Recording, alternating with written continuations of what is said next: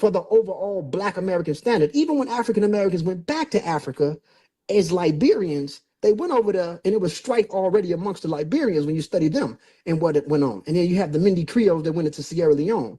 So we already have our set ethnic group and our set bracket that forms African Americans, or I say FAA, foundational African Americans, and some people say foundational Black Americans, but we already have a set standard that's distinct from population groups back home on the continent. Yes, it's the mother continent, but people got their own setting and their own thing and their own stuff. Pan-Africanism would never be a reality. It doesn't work. And Marcus Garvey had a failed organization. The idea of it was beautiful, but the NAACP, what they had going, to me, made better sense than the UNIA that was formed in 1914. We had the NAACP in 1909. That's all I wanted to say. I appreciate that. And unbiased Ron about to be long-winded and in-depth on that. And I love it, and I want you to be. So do your thing. But let me just say this before you go. Let me say this before you go, unbiased Ron. I tell people Pan-Africanism died in the 60s with Kwame Nkrumah, right? And I say this all the time, right? 6 years ago, I made a video and people got pissed off at me and got their panties all in a bunch because I said Pan-Africanism died. Now they're slowly starting to come around and understand what I meant and shit like that, right? So like Kenya. And I was making this men and go Street Sufi was talking. I said, Kenya don't give a fuck about Jamaica. Nigeria don't give a shit about Morocco. Uganda don't give a shit about Haiti. Nor do they give a shit about Black America. Everybody has their own country, their own agenda, their own problems, issues, and things like that. Nobody gives a damn. And on top of that, before you go, Ron, there's no committee. There's no Pan-African committee. There's no Pan-African leader. I mean, who you talking? When was the last Pan-African meeting you went to? Or have you ever been to one? Nope. I'm 55. I've never seen one.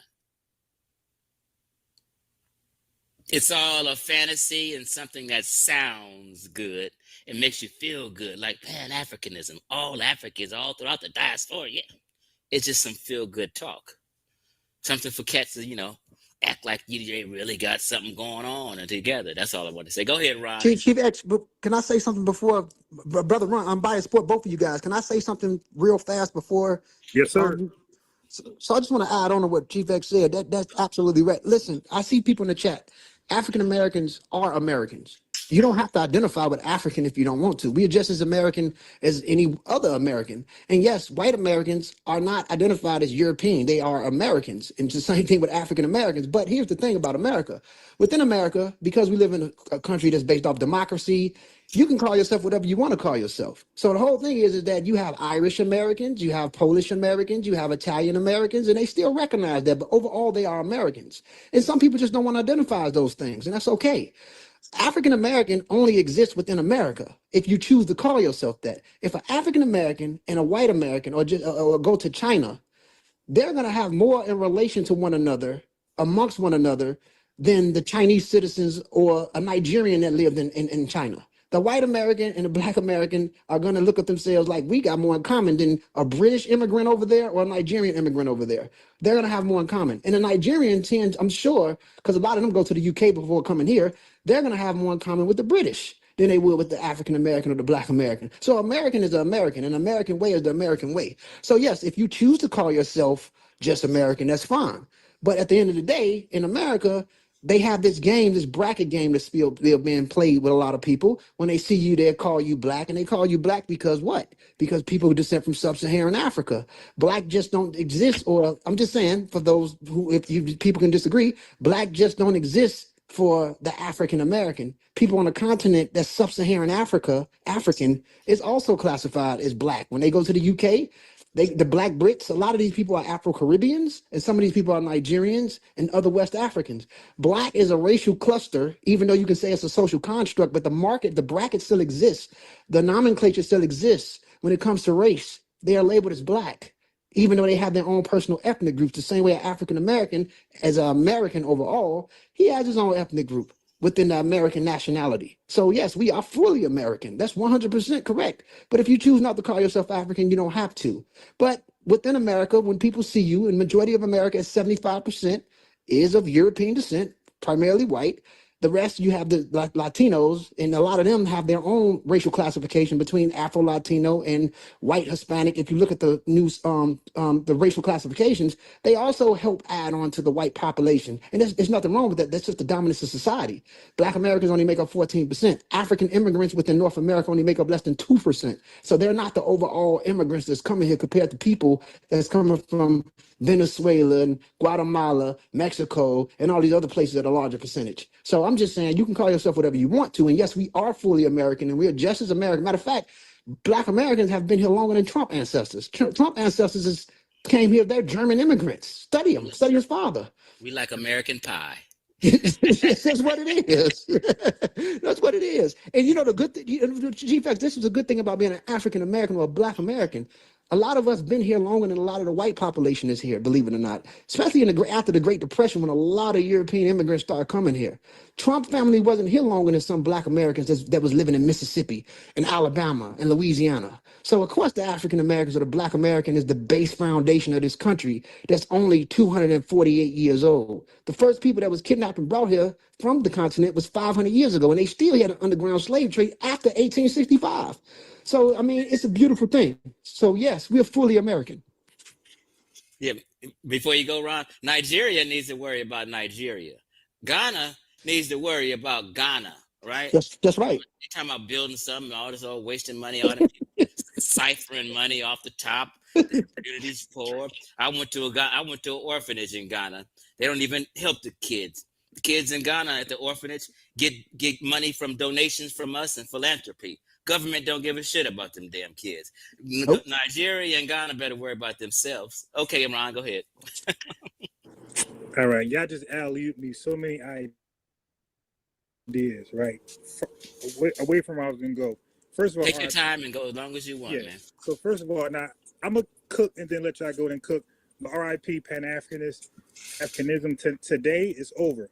All right, for one, let's get back on Nigeria. You know, how can we unite with people who are sending their elite class to this country? Why are we going to their country? Where they leave the have-nots over there, the poor, the uneducated, and the unemployed. That's who's left in Nigeria. They're dealing with a severe case of brain drain. Matter of fact, them, Zimbabwe, just name the African country, and also Jamaica, are dealing. They're like top 5 in countries with brain drains. All right, brain drain is when they send their elitists, their top educated, most wealthy, to America, UK, or Canada.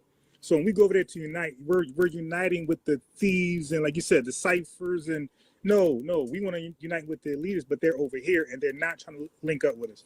That's number one. Number two, let's talk about Pan-Caribbean. Okay, let's talk about the West Indies Federation. So they tried their own Pan-Africanist stuff in 1958, and guess what? It wasn't their idea. It was the white man idea for all those Caribbean islands to get together and form like a brick, right? A European nation. And guess what? It lasted 4 years before they started infighting, and that's where you get the term West Indies from. They were trying to drop Jamaican, drop Trinidadian, and come under the term West Indie and have a centralized bank, centralized government, but they wouldn't give up their nationalities. Okay, so they were saying, I'm Jamaican West Indian, I'm Trinidadian West Indian, I'm Barbados West Indian. They wouldn't put West Indian first, and Jamaica left real fast. It ended in just 4 years. So don't talk to me about Pan-Africanism when you had the Pan-Caribbean thing that flopped in 4 years. I mean, no real investment in there at all. All right. So that's number two. So your elitist is over here, the poor, uneducated, and corrupt is back in your countries. That's why most of the countries are just corrupt. They got a lot of corruption there. It's nothing to work with them. Like, they're really starving for resources. The healthcare system is broken. The education system is garbage. A lot of kidnapping, trafficking. Look, I ain't got nothing to do with that. How about this? So not only did the British government say, hey, Caribbean, unite and become a superpower, right? It was the white man's idea. Also, it was the white man's idea to take your butt to Liberia. Say that again. It was the white man's idea to take your black butt to Liberia. Okay, so ain't nobody been more Pan-Africanist than the white man. That's your daddy. Okay, so the only the only black man that I know who had, and he didn't go to Liberia, he went to like Sierra Leone, was Paul Cuff. So Paul Cuff was a Ghanaian, and he had a Native American. His dad was Ghanaian, and his mom was Native American. And he was born free. He was a wealthy businessman. Guess what? He didn't do what Garvey did, collect donations, scam folks. He built his own fleet of ships. He was a wealthy man in the early 1800s. So he financed his own trip to Sierra Leone. He took 38 other foundational Black Americans with him. Okay, and I think he came back. So it wasn't so green over there as they thought it was. But not just him. Let's talk about Martin Robinson Delaney. Y'all brag about him. Oh, Africa for the Africans. Well, guess what? He came back and said America for the Americans. Right? He died an American. All right. How about you want to brag about Richard Allen? Okay, he founded the African AME Church. Well, guess what? He never left. He dropped the idea right away and died as a proud American. Okay, so all these guys were talking that Pan-African stuff. How about Alexander Crummell? He went over there. He didn't die over there. He came right back over here and died as a proud American, because a lot of them knew that they can't drop the legacy. They did all this building this country, laying the foundation, and they said, nah, we just can't let our ancestors go like that. You know, we have a duty to come over here and fight for what? Citizenship. Now watch this. Watch this. All those guys I named, every last one of them that went to Liberia, they were all free blacks. All right. So they had their freedom. So but their issue was, and check this out, Gozy and Chief X. This is why the Dred Scott case failed. Okay, so this is real. I'm gonna sum it up real easy. He's gonna break down why the Dred Scott case failed. Yeah. And you guys would never forget this. It failed because he had no American citizenship. That was 1857. So all those free blacks, none of them had American citizenship. So they were just sitting ducks. They were being discriminated against. Violence was coming to them. People were depriving them of things, and they would be treated very badly because they had no American citizenship. So this is why some of them was looking at Africa. Okay, looking at Africa like, hey, man, it can't be much worse than this. And they found out it was. That's why they all came back. All right, but that's what the Dred Scott case was about. It was about American citizenship. So check this out. So when those proud blacks went over to Africa, Sierra Leone, Nigeria, where it is at, Liberia, when they found out that the Civil War in 1863, Abe Lincoln passed a law where we could join the war and get citizenship, they all flocked over here. I'm talking about the elitists. The dumb ones didn't. But the elitists came right back over here. All the smart ones, educated, Harvard, all those folks, Delaney, came back over here and fought for their citizenship and died proud Americans. They dropped that Pan-African BS. All right, so now, the ACS. The ACS is the American Colonization Society. By the way, I'm outside. I'm just freestyling cooking. I'm outside. Yeah, make sure you speak straight into the mic. Make sure you speak straight into the mic. Okay. We can hear you though. Right. My son, he was going to fit. So I came outside. Repeat that again. What society you said so they can hear you? American Colonization Society. So they were the ones who were redirecting free blacks to Liberia. That was their idea. They owned Liberia, right? It was a colony of, and they were white supremacists, by the way. They weren't good white abolitionists. They were white supremacists, and a lot of them were slaveholders, right?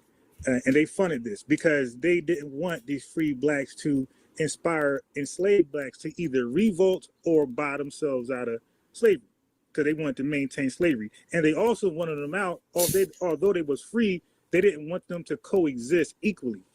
So they never had equality, in the bag for them. So they said, okay, let's redirect them to Liberia, something we own and control.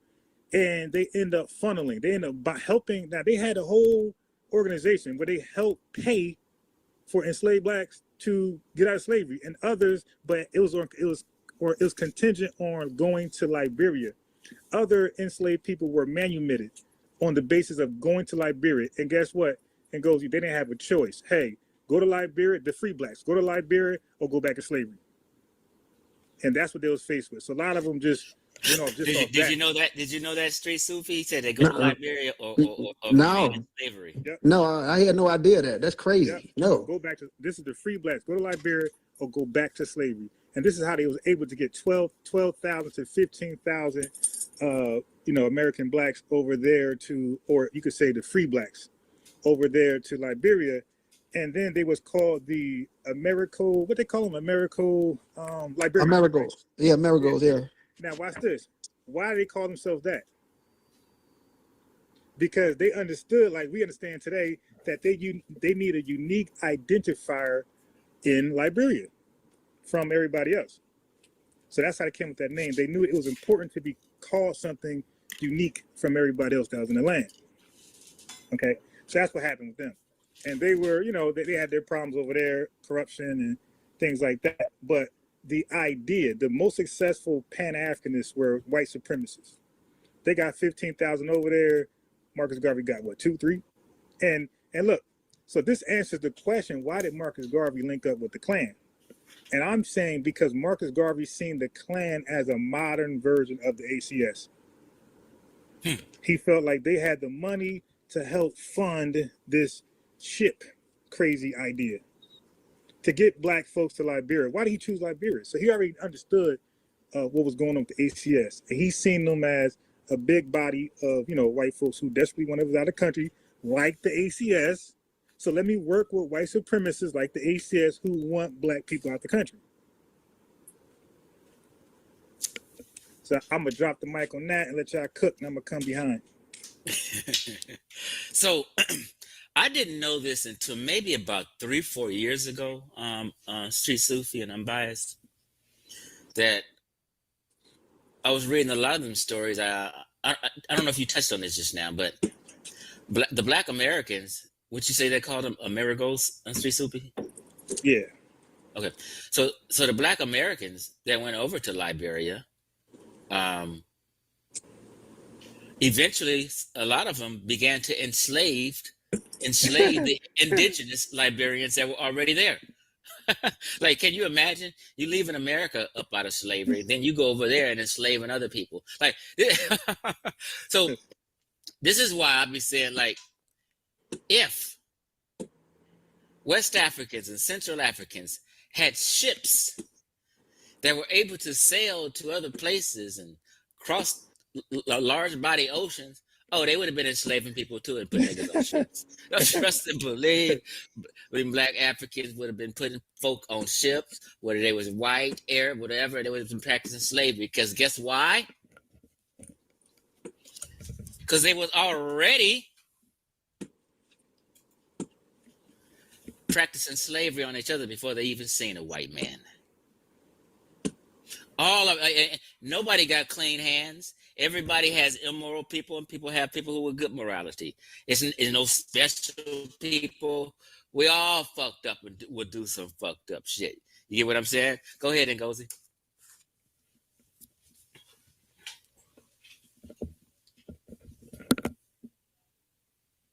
I don't know if you muted yourself or what, Ngozi. You took off for a minute. What do you want to say about? We can't hear Ngozi right now. Unbiased. What do you think about blacks enslaving others out there? Yeah, so let me cook on that. All right, so the ACS, the white supremacists, they were confident that would happen because they knew that they would go there with Christian values, right? And they knew they would go there with the civilizer, concepts. They would look at those folks over there, which was kind of true. They were living like more of like a gather hunting, barbaric lifestyle. So they knew that the free blacks would go over there and try to, work with them. But some of them felt like they were not on their level because they were highly edged. Some of them, for some of the free blacks, were highly Harvard. Delaney was a Harvard graduate. So these guys are highly skilled. These are the first talented 10th. I think Alexander Cromwell is what inspired W. Du Bois to do the talented 10th, because he was talking about bringing an elitist class to Liberia to civilize. And even Richard Allen said he wanted to civilize the indigenous people in Liberia. Hey, could you guys hear me now? Yes. Yep. Yes. So I don't want to cut your wisdom, brother. So I just want to make sure I can be heard. Okay, I want to add on. What Chief X said was right, and what you just said, what I caught on the last end, was definitely on point. It's kind of like, it's crazy or stupid for a African American or a Black American to leave and give up his citizenship to go to undeveloped countries, especially where you have countries that already have natural scraps already, right? Or stripes going on amongst them. Nigerians speak over 500 languages and they don't see each other the same ethnically. You have multiple ethnic groups there. So it's not going to ever be a real kumbaya when it comes to a Black American movement to the continent of Africa, and he's going to live peacefully. You can see that with some African Americans that move to Ghana, the pushback. You can see something with some of the African Americans that move to Gambia, the poisoning of a few elder ladies over there when they poisoned them. You can see it with African Americans that move to Kenya. These people don't even see each other as a single ethnic group. In Africa, the portions that we come from, sub-Saharan Africa, they were never unified as a people. Even if you study the ancient Bantu expansion that happened a long time ago from Cameroon, and they started to go into different portions of East Africa and South Africa, they wiped out a lot of groups that no longer exist and got absorbed into newer and created these newer clusters amongst them. So what I'm saying is that we do not come from a kumbaya population. An African American represents a confederation of different ethnic groups that was merged together in the New World, that lost its ethnic clans and had no other choice but to be branded as Black because that's all we had, because that's what they seen first. So you're no longer the Yoruba, you're no longer the Ashanti or the Khan, the Tikar, the Bimelike, the Pula, the different groups that were taken. You have a new identity in a new ethnic group that was set in the New World. And to be honest with you, in the diaspora, African Americans have a set cluster. It's 46 million of us as a single ethnic group. So it doesn't make sense for Black Americans or African Americans to go back to a continent where there's already division going on. Their governments does not benefit us. When you deal with environmental changes, when an organism goes to another place after it's been somewhere for 500 years to 400 years, organisms tend to die quicker. So if you think you're going to go somewhere in an environment and you're not suitable for the environment because you've been in a place like California, New York, or Chicago, or Detroit, or wherever you at for so long, and you think you're going to go over here and it's going to be a kumbaya, you have a lot of stuff that go on. We have a lot in the medical industry over there is horrible. You can't get medication. It's underdeveloped. It's a lot of things and qualities about over there that's problematic to a person that's been in America for a very long time. So I think it's very beautiful for us to embrace America. It's pros to this country and it's pros to being an American. So that's all I wanted to say. Go ahead, Unbiased. Yeah, let me cook on Garvey. All right, so Garvey was a clown, all right? Uh-oh. Yeah, They're going to was a get you. clown. They're going to get you, Unbiased. Nah, Man, they won't dare Unbiased, that Ron, they're going to get your ass, man. They won't dare. I've been chasing them, by the way. I've been in their spaces, on their videos, chasing them. I got one guy to pull up and he got cooked. So I've been chasing them. Brother Reggie don't even want to talk Marcus Garvey with me, all right? So anyway, Marcus Garvey, a scam and fraud. First of all, he came over here with something we were not even thinking about.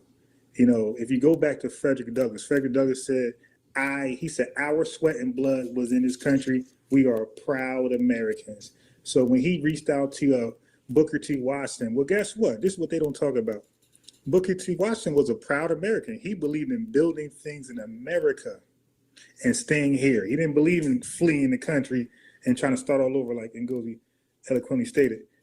So Marcus Garvey came with an idea that was foreign to our Black leadership at that time. This is what he cooked on them. So when he came and started selling his fraudulent stocks, because he has background at a printing press in Jamaica, so he knew how to forge some stuff. So he comes over here with unlicensed stocks, illegitimately selling stocks, and guess what? He got fined for that. He got fined for selling unregistered, unlicensed stocks, $100. At that time, I believe it's like 10,000 now, considering inflation. So he was penalized for being a fraud with stocks. Okay, so this is what he did. He came over here and he was pitching ideas, these beautiful Dr. Umar large school, projects that was nobody can do. Hey, I'm gonna bring you guys back to Africa, to Liberia, because the white man is just so terrible. But meanwhile, people like A. Philip Randolph is over here conquering and winning labor rights and union rights and child labor acts. So they're accomplishing stuff in America and they're gaining ground, right? They're trying to get equality, equal wages. They're doing real activism work. A. Philip Randolph is the father of the civil rights movement, right? He mentored Dr. King, by the way, and he spoke at Washington. Anyway, so he came with that message, and guess what? He linked up with them. He linked up with A. Philip Randolph, W. Du Bois, and other leaders. He didn't link up with Booker T. Washington because he had already passed away. But he didn't come with Booker T. Washington's message about building something in America, being highly skilled and great.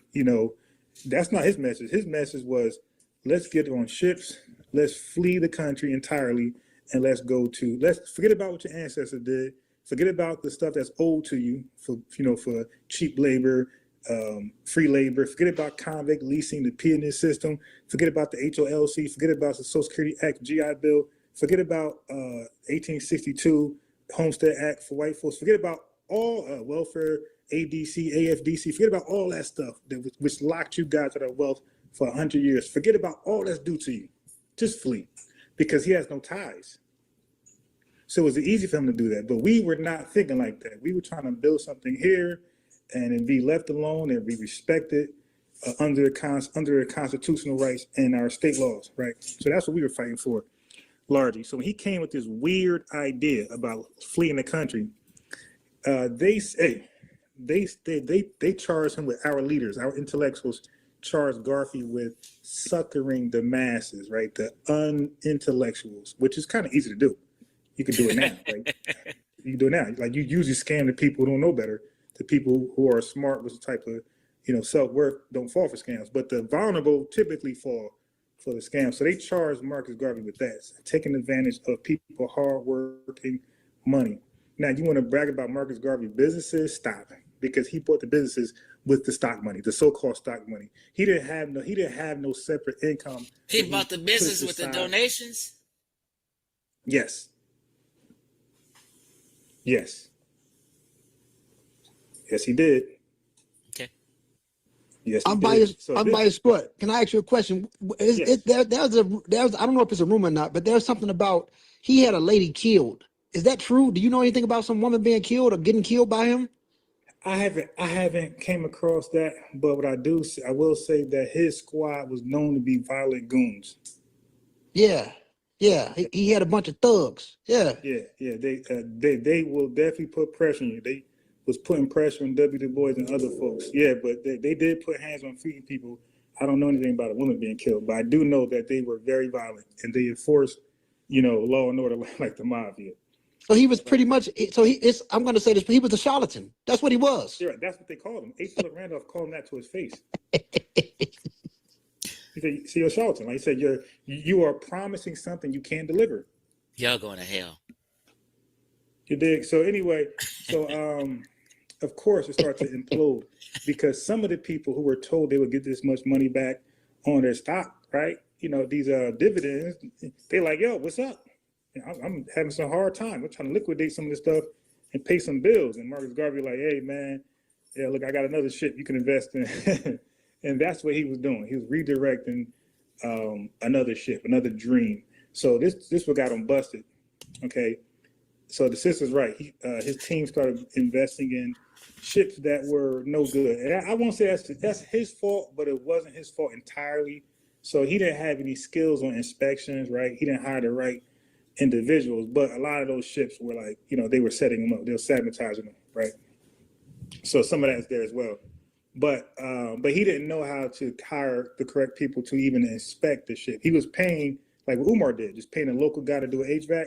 He was paying local guys with really no skills, no expertise to like inspect the ships. And that's how he got. But he largely failed because he started to advertise for ships he never owned. The Black Star Line never owned. So that was the fraud, by the way, that got him sent under the creek.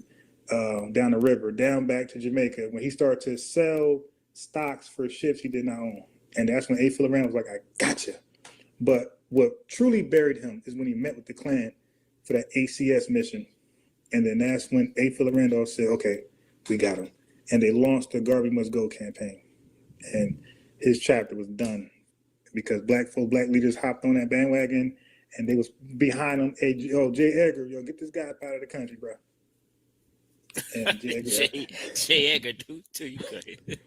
Now look, I'm gonna say this, Ngozi. They can't blame J. Edgar, right? J. Edgar. They can't blame him because Chief, he was only, if you look at his history, bro, I already did it. He was only successful at undermining organizations that were full of SHIT. Okay, he tried to undermine Nation of Islam, got nowhere. He tried to Deacons for Defense, got nowhere. Other stronger NAACP, other stronger type organizations that wasn't built on scamming, they survived this infiltration. The weakest ones, the Klan, the Mafia, and the Garvey movement, which is all weak and founded on BS, they all crumbled. And see, people don't know that, because when we hear about J. Edgar Hoover, like the black community, only, you know, the conscious black community say he was just attacking black people and black organizations. And they also made up this thing about him saying, oh, there would never be another black messiah. But they don't know he also destroyed the Ku Klux Klan, and he's saying that was Right. BS as well. People don't know that. This is the type of stuff that people need to hear. I appreciate that.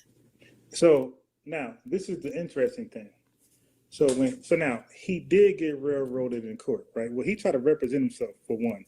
He was his own lawyer. I don't know if y'all know that, but he was in there, Your Honor, objection. He was doing that. Now he got railroaded. Right? He did, but it doesn't mean he was innocent. How many cases now where it's a hung jury or some founders go on and you get let go? But that don't mean you're innocent. It just means that the court was on some BS. Look at Young Thug. The court was on some BS, and he's able to escape a lot of the hardcore charges. But the court did railroad him, but I don't give a damn.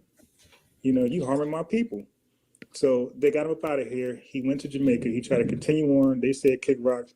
He went to London. Now, did you guys know this? Did you guys know how he went out? So everybody brag about the failures he had in while he was living, right? Or in America. When he went to London, he was poor. He was crazy. Yeah. He went crazy. He was poor. He was very poor. The dude read his own obituary. What? Yeah. He went crazy. He was poor. And you know what's interesting? He never been to Africa either, unbiased sport. You know that, right? Say that again? He never been to Africa. Yeah, I know that. Wait. Look, let me come back to that. Okay, so what I mean, Chief X, is that he had, because London is, Jamaica Island folks there too. They hated that scammer. So what they did was they purposely said he died before he died. So he literally read he's dead. Wait, who hated him? The London Island writers. Okay. The black ones, they hated his gut because they knew he was a charlatan, a scammer. So when he came to, he fled to London, they purposely said he died when he didn't die. So he literally woke up one day and read his obituary, like he's dead, like R.I.P. Marcus Garvey, yeah, great guy. He read that. And then, of course, he died shortly with a stroke. Now, I know he'd never been to Africa, right? So this is the scam, all right? So a guy who, matter of fact, he's like most Pan-Africanists. Even up today, they talk all that talk living right here with us. Ain't going nowhere. But they want to send us over there. So, so that's typical of them. Like Baba James Smalls living right here in America. He got triple citizenships, but he's right over here. Before it's all over with, we're gonna Ngozi may bless us with some latest information or some new DNA study of the ancient Egyptians, and maybe he can spank Africa teacher tonight. African teacher, he's on point, man. He don't claim the Egyptians being he's actually if people listen to him, he's actually good with breaking it down, because he doesn't claim them being black. African teacher is a great teacher. And the new research, they were not black. They were not sub-Saharan Africans. They were not people from south of the Sahara. They were indigenous with their own cluster, but they also had Epipaleolithic Levantine ancestry that back migrated a very long time ago. So even with the recent studies from 2025, the Libyan mummy that they found in the specific zone, she had a unique cluster that belongs to ancestral North Africans that was distinct from groups in sub-equatorial Africa. So the Egyptians were their own. And the only population based off findings that matches up with Egyptians today are the modern Egyptians. The modern Egyptians are the ancient Egyptians. That's just what it is. The integration of anything else outside of that, it's not that. They were not black sub-Saharan Africans. Yes, there was a CHG signal, a Caucasus hunter-gatherer signal from populations that back migrated from the Caucasus a very long time ago that went into the zone, into those areas. The proxy that's used is Zuzana, which is basically ancient West Asians that back migrated, that also filtered certain parts of the Lesser Caucasus. They also found their way back into the Nile Valley and intermingled with the indigenous ancestral North Africans. So by the time you have dynastic Egypt, the population group was already fit into its own cluster with their own unique clines that's genetically distinct from populations that we descend from in sub-Saharan Africa. So the Egyptians were not Nigerians. They were not none of the people. Even the people in the Sahel who have a layer of this ancestral North African, a large layer of it is distinct because they don't have the later integration of the certain signature that came from Eurasians that came in multiple waves into North Africa. Some people was trying to deny the back migration that occurred. Back migration occurred multiple times at early as 23,000 years ago. Another layer with post-Natufians, meaning after Natufians, with the pre-modern Neolithic B group that was a cluster between the Natufians and populations from southern Turkey that back migrated and became the Fayum groups in northern Egypt in the Delta, and then came down and intermingled and later evolved into the Mahdi and the Badarians and later the Nakada, which all created their own cluster that matches up with people in the Levant or Palestine or those areas, especially in the Delta. So the closest proxy to ancient Egyptians at a specific time period, especially early dynastic, would be Bedouin B groups. And those Bedouin B groups fall in line with populations of Socotra and Yemen and places like that compared to population groups in sub-equatorial zones of Africa. So when what they classifying as certain layers of West Asian is actually ancestral North African that went through a further genetic drift at a certain time. So the new findings and new discovery only shows that the modern Egyptians is closer to the ancient Egyptians. They only have an 8% increase of specific sub-Saharan African, but the 8% increase is distinct from the earlier motor signals that were there at lower percentages, even though their overall DNA composition fits in line with North African Levantine. And I think it's better to say that. Thank you for that, Street Sufi. Peace. Unbiased, what do you want to touch on?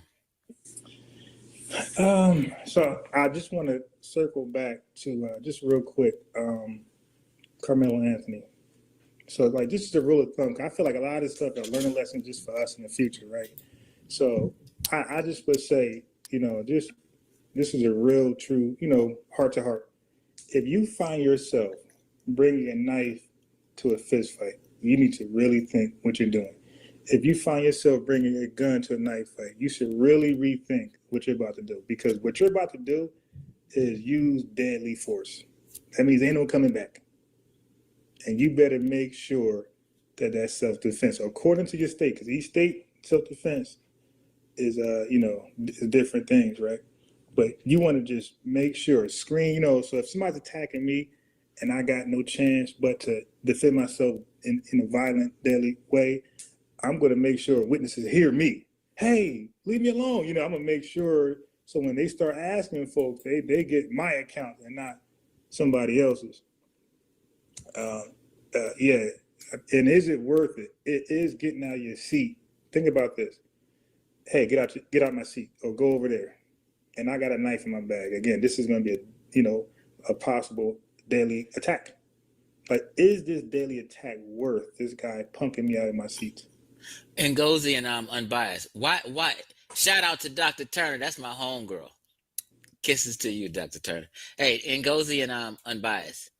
What do you think the psychology is behind him running and throwing his knife? Like, this is like his own personal knife. To do that and then run and throw your knife. What would make somebody do that? What would y'all think? I mean, he was guilty. He was scared. He was guilty, and he ran and tried to throw it. I just see a person. I think it was murder. It was premeditated. I mean, he did it. He tried to run. He knew he was bogus. Okay, I would say that's not throwing your knife. That's not admission of guilt. I can give you cases where people did do that. They hid their gun and they still got a self-defense awarded to them. So that's not so uncommon, to get rid of the weapon that caused it. That happens sometimes. Any self-defense claims. I watched. I said, you know what? Let me. We say listen to the experts. Street Sufi and Unbiased. Yeah. It's the same thing with law. You know what I mean? So I didn't went on and watched at least 10 different lawyers react, and 100%, all 10 was like, they just don't see no way out that he's gonna get off. You know what I mean? He's gonna either do time for murder or manslaughter. So like, I just don't understand. Now I understand. So like, I understand caring about the kids. I care about the kid.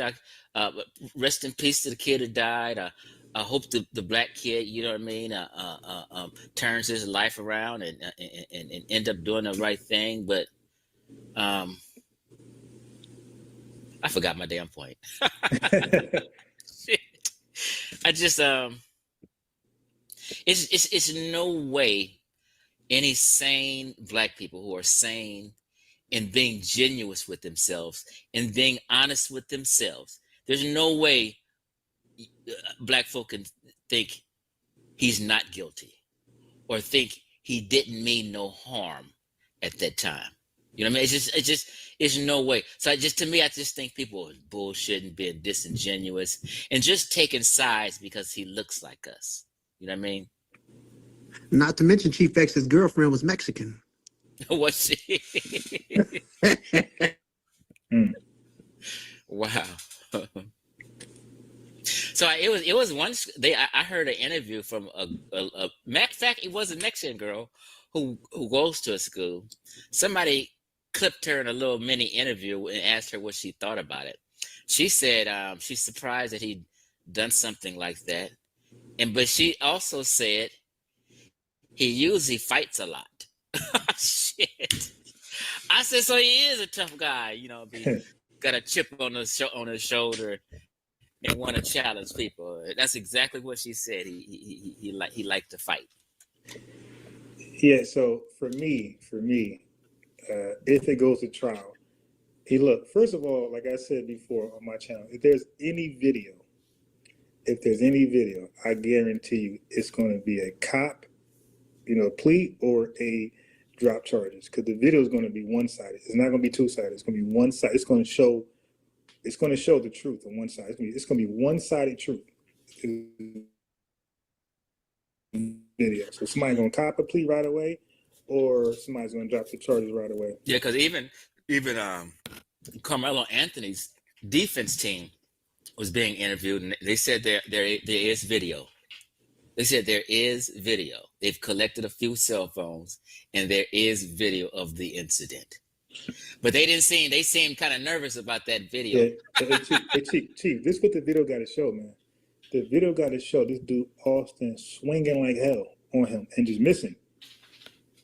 Right. Now that can warrant, if he that much is a size, that much of a difference. If you're swinging trying to take my head off, that can be, if you got a size advantage, that could be seen as a possible, death blow. So you can take that knife out at that point. And but what's working for Carmelo Anthony is this. For one, he only got one stick in there, right? He stuck on one time. That works for him. He didn't go again and again and again. And then when he caught him, he said self-defense. Like, he didn't say some stupid stuff and then say self-defense later. So he got a little things that he did right. Okay. But I hope he did not go in any interrogation room. If he did that, he's probably done. The only person who came up with a decent argument that they possibly may use, I heard, was what's the Judge Joe Brown. Did you hear what he said? Yeah, he's a quack, man. Sometimes I'm beginning to think Judge Joe Brown is making up stories now. Yeah, it's like Joe Brown. You mentioned Judge Joe Brown act like he knows everybody and every celebrity. So sometimes I'd be like, wait a minute, Joe Brown. I think he's a quack, up. Man. Wait a minute. He made it. The argument he made was the only way he think he possibly can get off, maybe get a manslaughter, or maybe if get off, he don't think so himself, is if they claim that the kid was robbing him of his bag, committing a robbery, and he was trying to get his bag back, and he was just committing a robbery, and he kind of trying to defend his property and shit. Some shit he came up with, but I don't even see that. But anyway, well, that better be on video. Hey, Chief, I was going to say, Judge Joe Brown is like James Smalls. They know everybody. If you listen to, they're the same person.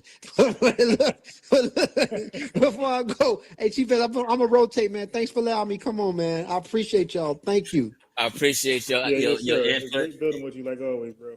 All right. Peace. Yeah, we're all on the same page. I didn't know if we was going to be on the same page. I didn't think so either. I thought you'd be the radical one. Hey, no. Hey, no, I was gonna say this.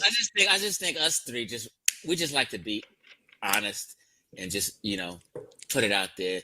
let the chips fall where they're made. You know what I mean? Yes, because but before I go, I just want to say this. My thing, I identify as African American. I don't. If Black Americans don't want to identify as that anymore, that's fine. But ultimately, we are Americans, and Right. people would be a fool to deny America. America is a beautiful place. I mean, we did build it. I mean, we are the Right. foundation of the country. So for me, I'm foundational African American. But Right. if some people don't want to identify as that, that's okay. But we all American. Yeah. I wouldn't go nowhere You like that? outside this place. You like that term, unbiased? He said, what did he say? Foundational African Americans. Yeah, I say FAA. That's me. Yeah, Because I already heard him go through that before, and like I said, even though I don't use that term, but like he said, the fact that he's saying American, that satisfied me. yeah, because here's my thing. Ancestors that were kidnapped were from Africa, and not to mention, they had their own ethnic groups. Those were Africans that were enslaved, but we also have to accept the people that gave them away on the continent. So when they gave them away, we're not gonna. I don't believe in being a victim. I don't believe in that. My ancestors Right. were kidnapped and brought here, and the people that gave them away were continental Africans who already had struggles and issues going on amongst one another. They did not see each other the same. Ghanaian people sold slaves. If you study the Biafra, you study the Mandinka owned slaves, the Fulani were slaves. A lot of Fulani people that were kidnapped and brought to the New World. A few of them. Type up on Wiki, Fulani Americans. Yoruba were enslaved. They were enslaved later. The Igbos were enslaved and brought to Virginia. So if you understand that history of the different ethnic groups that was put over here, I identify with those Africans. But am I walking around here trying to kiss Africans ASS for approval? No, Yeah. because I'm a foundational African American, which is distinct from a Nigerian American that recently come here. They're not foundational African Americans. That's just Now, me. look, before you go, wait, hold on, I gotta respond real fast, Chief. So because it goes to open the door for me to say this. Oh shit! So our early ancestors, like the Frederick Douglasses and even the Paul Cuffs, they didn't want to use the term African. I'm gonna tell you why. Because they seen African as immigration status. Like they knew that they would get no rights, no citizenship. They use Africa in any sense. So they all ran from that. That's why they normally use Negro, color, and everything. I think like 5% of the population dared to use Africa. Even when Richard Allen created the African Methodist Episcopal, some leaders later after him wanted to change the Africa out of there because they didn't want to see that as a way that some type of loophole where they could be deported. So they all really ran the collective ran from that term for that reason. They didn't want to associate that with somewhere else. They wanted to be American. And that's the thing. That's okay, unbiased, because here's the thing. As Americans, we can do that because I can see why some African or Black Americans don't want to identify with Africa. People feel that they don't have a connection with over there anymore because the lineages was lost here in the New World, and they are the foundations of the New World. So that's why I say, for those who accept it, who know their roots, it's okay. Right. For those who don't want to identify with that, it's okay, regardless to us being identified as African American or Black American. We're still American, and an African American would still be looked at as being Black. Because I couldn't go to Ghana or Sierra Leone, because when you go outside of the continent and you go to Africa, they see you as American. It doesn't matter how many dashikis you try to wear, how many robes you try to wear. They don't give a shit. You American, and they're trying to get your money. That's it. They just trying to get your money. They see you as an American. You can go over there, you can speak the language, you can learn, you can kiss but they don't see you as nothing but American. So that's why I say that Black Americans who do know their history, you don't have to kiss continental Africans ASS, because there is a difference. We are a new ethnic group. We have a new cluster that's been formed, and we are part of the new world, and new is better. No one wants to do things the old ancient ways. Right. That's why a lot of things is underdeveloped. Hey, so, wait, though, and go street Sufis. I mean, I'm trying to get used to calling you street Sufi. Kwame here been shooting shots at you, but I don't think he know you agree with this. What's on the screen? Can you see? Yeah, he said Fulani was slave traders. Yeah, but Fulani were also enslaved. I want you to look up Fulani. I want you to look up Fulani Americans. A few of if anybody that studied Black American history know that a few, like the prince that was brought over here, was Fulani. It's over 12 Fulani people that were enslaved. We're not going to make Fulani unsub-Saharan Africans.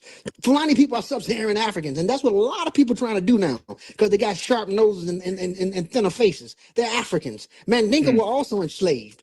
Ghanaian people were also enslaved. All you got to do, if you type up Fulani Americans and look at how many people were Fulani. Look up how many people were different ethnic groups. Those are sub-Saharan Africans. These people were not, and yes, they did enslave people. The Yoruba enslaved people too.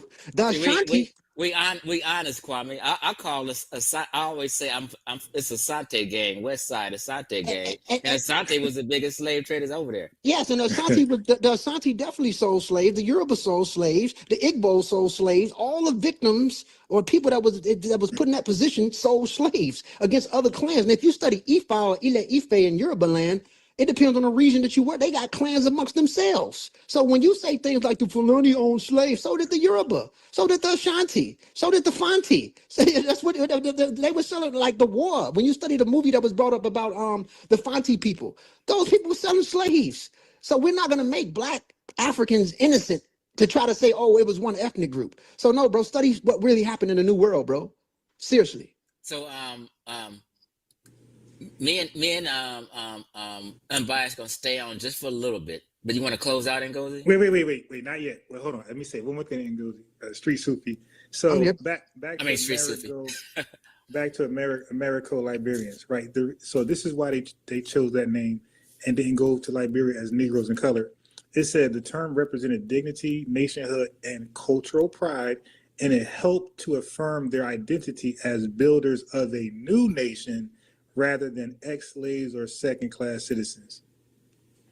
So even though so that's to like justify what we're doing over here. It's like, yo, we are, like you said, the ethnogenesis, we're a new ethnic group, so therefore we need a new name to uniquely and exclusively identify us separate from everybody else in the world. So even the Liberians knew they had to come with a new name. I mean, you have to. I mean, no one would give. Look, we live in a beautiful country that's 248 years old. If we look at the countries in Africa, Nigeria is the only black country that's probably on the rise, but they still going through it. They only send the elites over here. They don't send the overall population that you see that's dirt poor, that's living in the streets. You feel me? It's very bad when you really look at it. And a lot of them go to portions of the Western world to really prompt who they are in the sense of the greatness. Yeah. But if you look at their GPA, it's better than a lot of nearby African countries, but it's still not as eloquent as African America. And if we take pride, Black Americans, I believe, need to take pride, because we have to get out of the mindset of kissing other people's butts to look for approval. We're not at that place anymore. We have became politicians. We have became doctors. We have invented things over here. We have became the bad guys, the good guys. All of it's beneficial. Even our drill culture is one of the most influential cultures globally. That's why you got everybody. You got people in Ghana thinking they Chief Keef. So what I'm trying to say, they over there sagging. They over in Ghana sagging, doing all kind of shit. That's what I'm saying. So it's a beautiful thing for the creolization, because we are, we went through creolization. It's part of what we are, but it's beautiful to be part of a hybrid cultural society. People don't know, mixed societies thrive, and it's a beautiful thing when you look at the larger thing that's going on. But when you look at other regions where they're still stagnant, no, bro. So I like being part of the new world. I like identifying as an African American, and I love being it. And I do respect my ancestors. That's it. I'm an American through and through. I love being American. Like people were talking about the other day, they was talking about segregation and all that. Listen here, family. I want to be able to leave my house and go to a Chinese food place. I want to be able to go get some Greek food. I want to be able to go get some African food, some Mexican food. I love multiculturalism. It's not a bad thing to me. You know what I mean? These people be fronting. No, you will miss a lot of shit segregating. I mean, I couldn't eat fufu every day. I actually love Japanese food. Japanese food is good. Fufu is high in starch, and it's not good for you. High starchy foods is not good for your body. So eating that every day is problematic. And there's nothing wrong with people that love fufu, but Japanese food is one of the best quality foods, and Mediterranean diet is healthy. I want to be healthy, so it's good to be in a place where I can pick, like Chief X said, my meal and say what I want to eat. You know what I'm saying? That's a beautiful thing. Yeah, and also for resources, like, we got different public libraries, different courts, that has this different. Walmart has something yours don't. So I want to be able to, for resource, I don't want to be stuck and limited to lack of resources in my neighborhood that was purposely, defunded and targeted, So no, I want to be able to go wherever I can publicly go and not be turned around because of my race and ethnicity. You go somewhere, you go to these countries back home on the continent, because I still look at the mother continent, because I do identify my ancestors. But if you go back over, them people look at you crazy.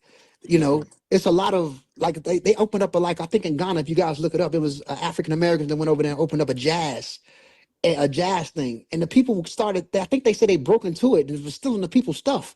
They don't, and they were also overly pricing African Americans that went back over. They got a habit of doing that. When you're American, they're going to overly price you. So You know what? When I was in Ghana, I met this dude from Oakland. He was over from Smash Rockwell neighborhood, and I'm in Ghana. And he's living there, right? So we on the tour, and we just rapping and chopping it up with him. And he said he was just about to open up a soul food restaurant in Ghana, and I couldn't believe that Ghana didn't have soul food restaurants like nowhere. I said, "Hey, you about to make some money at this soul food restaurant?" But anyway, he was like, he had two girlfriends, right? He had one his age, because he was about my age. He had a girlfriend his age, and he had a girlfriend 25. He said he had to call his daughters and tell his daughters, don't come up out here hating on your daddy, because he got a 25-year-old girlfriend. It is what it is. Don't come up here hating on your daddy, because his girlfriend was his daughter's age and shit. That's funny. And them women in Ghana is amazing. So it is what it is. Damn. It's a Ghanaian chick right now who I met out there. Got her information, everything. I want her to marry my son so bad. She's such a good girl. Man. Man. Straight up. But Yeah, thanks, so Chief. you want to close out and say something, Ngozi, before you go? No, hey, I just want to say thanks for allowing me to come on. And peace to you, Unbiased. Thanks, Chief X. Peace, Thanks to the whole panel. We'll be doing a show soon. Me and Chief X on Egypt, so we can break down some of this stuff. And I really appreciate y'all for allowing me to come on. And yes, my name is Street Sufi now. So this is the conversation you wanted to have. I appreciate y'all. Thank you. I've been wanting to say that for a long time. Call him Street Sufi now, not Ngozi. Yeah, a lot of the old things that we went through in the past was part of the evolution of where we need to be right now. It doesn't work. A lot of that doesn't work. And we want to have more. We want to have more people that's more interested and educated in this stuff to lead people, not just a specific black, everybody to the right direction of seeing people that can talk intellectually in an educated sense and whatever. So this is the whole thing now. This is my wave. I'm trying to motivate people that really want to learn and that's interested, because I like teaching. So that's just what it is. So this is the new wave right here. And I appreciate y'all. I appreciate you, man. Yes, sir. Appreciate you as well. Peace. Kind of like when I like play chess, or I'm about to do some reading or some deep research. That's why I say activity. So I would drink more coffee, normally just one cup a day, but only when I'm doing the activity, like playing chess, reading. I will go ahead and, or like a good show, I'll drink coffee. Like, but it got to be a good show. Can't be some regular shit. Got to be a good show. Then I'll drink coffee. But definitely chess and reading, like mental stimulation things. I'm definitely going to drink a couple, you know, like if I plan on sitting down for a long period of time, that's pretty much it. I'm probably going to drink coffee. Okay, so first thing is, how you feel about Donald Trump? Yay or nay? Yeah, I rock with Trump. You do? Okay. Okay, let go. Stop doing that. All right. First question: are you into what type of sports are you into? American sports. I don't worry about no damn soccer. Bro, I'm American, bro. Huh? I'm American, man. I don't know what soccer you're talking about. So, all right. Nah, yeah. So you're fully assimilated. Bro, there's no assimilation. Yeah, No, you do so funny, man. No, that's what it actually is. Like, because you have no to. Assimilation. Okay. This is what I know, man. Right. What I mean I'm is not an immigrant. What I mean is at some point, you dropped, either your dad did, or some point somebody dropped the culture that you came from and assimilated to American culture, is what I'm saying. I get what you're saying, but you know, I'm not. Hey, stop. I'm American. Stop. I get what you're saying. Okay. Now, so when you say you're American, I'm guessing you really frequent Jamaican stores like that or listen to the music? Yeah, I fuck with all that. Yeah. I don't. So that's what I'm trying to say. Like, okay, in my mind, an American wouldn't do that. We would rock with American stuff. Yeah. Well, you gotta understand. You gotta understand. That's my. You don't look at it as so because many of the FBA cats they Well, no, tend you to got mock it like yeah, it's a bad thing, but no, but you got it's to an ask me though. It's an actual advantage. Yeah, but you It's got an to ask. actual advantage to be exposed to more than one culture. Yeah, but you got I to don't. ask me I though. don't. Oh my God, this guy gonna just keep talking, bro. Ask you what. Okay, there's 43 million FBAs, bro, or however you think Okay, they're all out right. there. Right. All So when you right. say, All right. I'll just zero in on you then. Okay. right, But there's a lot of FBAs I disagree with. to answer your question though, nah, I just been exposed to both sides. It's just like if my people was Latino, I would know how to speak Spanish and all. Yeah, but you have a lot of Hispanics that do not, like Mexicans and Puerto Ricans. A lot of them do not speak Spanish at all, not one lick. So They got something like that. yeah, I met a bunch. So anyway, so I was saying that when you say you're American, and I was asking this and that, and you kind of like felt offended, like, hey, FBA's always, or it really ain't FBA's, it's white people too. So it's the Nate. Okay,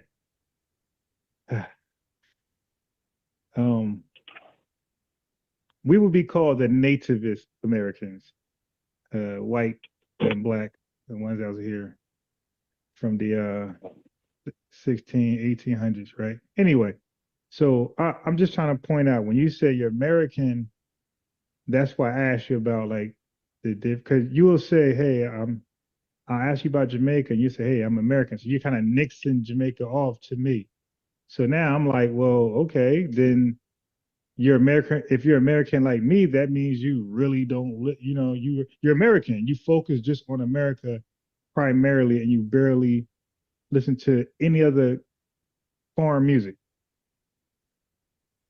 Well, Yeah, I see. just to throw back what you just said at me, I know plenty of Americans that listen to a lot of foreign music. Yeah, you said plenty, but bro, I could guarantee you 99% of us don't. All right. No, I can get. Where are you from, bro? Okay. Listen, I've been Black American my whole life. My dad, my No, my what grand. city? Like, what city are you from? What's your region? I got it. I'm gonna tell you. I was just first saying that everything about me has always been American, nothing different. So all I ever known was my people. Now, I'm from Jersey, okay? So most of my adult life I'm in Jersey. I know Jersey is very diverse, but even still, like the Jamaicans hang with Jamaicans, like they hang with some of us, but they also normally hang with themselves.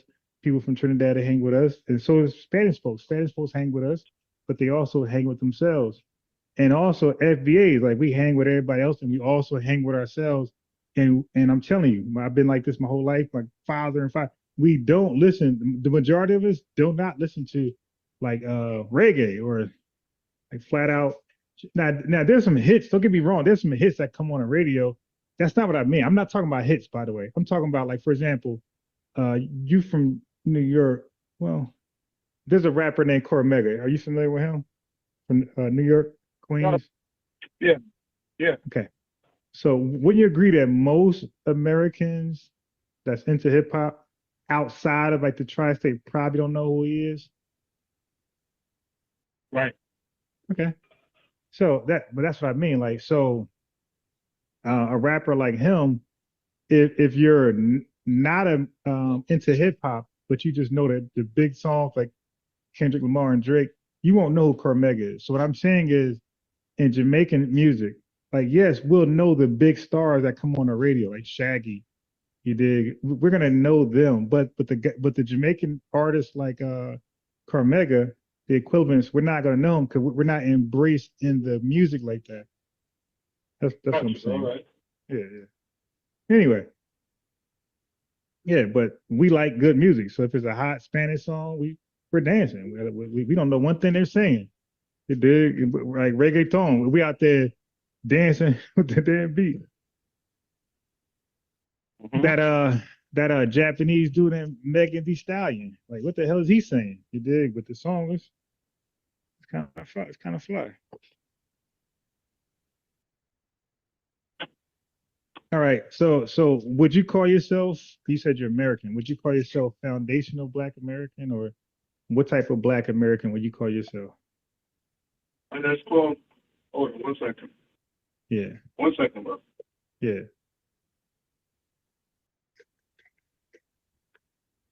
I just call myself Black American, bro.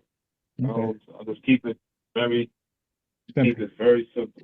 Now, And, there are people who will ask me, for example, if I was talking to a Black person. like yourself, you're Black. You mean FBA? Right. If I was talking to a Black person, any Black person. Yeah, but that's confusing. Yeah, that's confusing because it could be Nigerian, Ethiopian. Okay, I got it. Got it. Let's say a quote unquote FBA. Yeah, got and he knows, because one thing I don't know how much you travel through this country, but in my experience, I can't necessarily dissect other accents like that, but when a New York cat come in the room, I could just step to him. I could be like, "Yo, where you from, son?" And it's just, I just know he's from that side. Like, it's very distinct. I don't know. I'd be like, "Bro, you from down south?" And they'll tell me like, "No, I'm from Detroit," or "I'm from Chicago," blah blah. But so I could be having a conversation with someone. They will know I'm from New York, but sometimes they want to go deeper. And they'll be like, "Bro, where you from?" Yeah, because you have an accent, like, bro. You have an accent, and it's not a New York accent. They probably picked up on like an accent, so they're like, "Yo, like you from like the islands?" So I'm like, "Yeah, my people's Jamaican." You know what I'm saying? So yeah, so different layers to how I will answer that question depending on who asked me and when they asked. Yeah, I think you're just being a little complex. Like that's what I'm trying to say. Like in foundational Black American culture, and that's why we say foundational Black American, because there are other Blacks, their origins didn't start like ours, but we're all Black Americans, so we're just uniquely different. We don't have And let me clear something. Yeah. I have zero problem with I don't know about Black that. Americans. I don't know about that. Hold on. Let me just say my piece. Yeah. I have zero problem with them having something and being prideful. I would never hate on that. Just period. It's just not in me. What I don't like is that where it's coming from. It's not coming from a good place. First off, it came from a bullshit nigga. Okay, but now then it's just not coming from a. Okay, so who's the BS dude is coming from? I don't understand. Tariq Nasheed, bro. Come on, man. Okay. Cut the shit. So when you say, well, I want it for the record, my boy. I don't want to. I kind of. Okay. Yeah, just for the record. Now, when you say it's coming from, what's coming from a BS? Like when you say it's coming from, what's coming from Tariq Nasheed? Okay. But all right, what you want me? You just asked me two questions. You want me to tell you how is it negative, or what is it about Tariq Nasheed? I never said. Which one? No. See, I asked you one question. I asked nothing about Tariq. I said you said it's coming from a BS ninja, right? I'm saying what is the it's? What's the it's that's coming from him? What's the it's? Okay, it's a separation just built off just being condescending, disrespectful, separating blacks, and just throwing a wrench into the game. You know what I'm saying? like No, shit like that. no, I don't, because that didn't come from him, by the way. Okay. ADOS was before Tariq Nasheed. It sure Right. it was. Okay. And Cobra was before ADOS, right? Yeah, but even those groups, they get down was not they get down was not like Tariq Nasheed. Okay, so watch this. Watch this. So I just played earlier Floyd Mayweather, Raven Simone, and Smokey Robinson, all saying the same thing, as far as separating themselves by name. Like I don't want to be called this because I'm lumped up to other blacks. I'm a unique black man in this world that has roots to this country and nothing else. My origins. So Raven Simone, Smokey Robinson, and Floyd Mayweather all said that, right? And It's funny. okay, It's funny. It's funny you mentioned Raven Simone. yeah. Tariq Nasheed. When I Mhm. spoke to you the other day, you asked me how long did I know Tariq Nasheed? And I believe Yeah. I told you I first heard of him, think in 2018 Okay. or something like that. It was around that time. Yeah. Around the time, this because this is significant. Around the time I first came in the introduction of this man, he was coming at Raven Simone. ain't the irony in that you bring up Raven Simone? He was coming at her and saying she had like I think she was talking to Oprah, and she was like, "I'm not African American. I'm American." And Tariq got at her. And Tariq is typical Tariq, Let's sit down. and I find it real funny because grifters change their hat. He rebranded. The Tariq of today would applaud Raven Simone, but the Tariq back then was going at it. Ain't that some shit? Well, I mean, that's what you're saying. You got to source up on that. But look, okay, so hold on. Let me respond. Why don't you just YouTube? Let me just Tariq respond. Nasheed, Okay, let me just respond real fast to everything. Okay, what I established earlier, because you said it's coming from that BS ninja, and I said, what's the it's?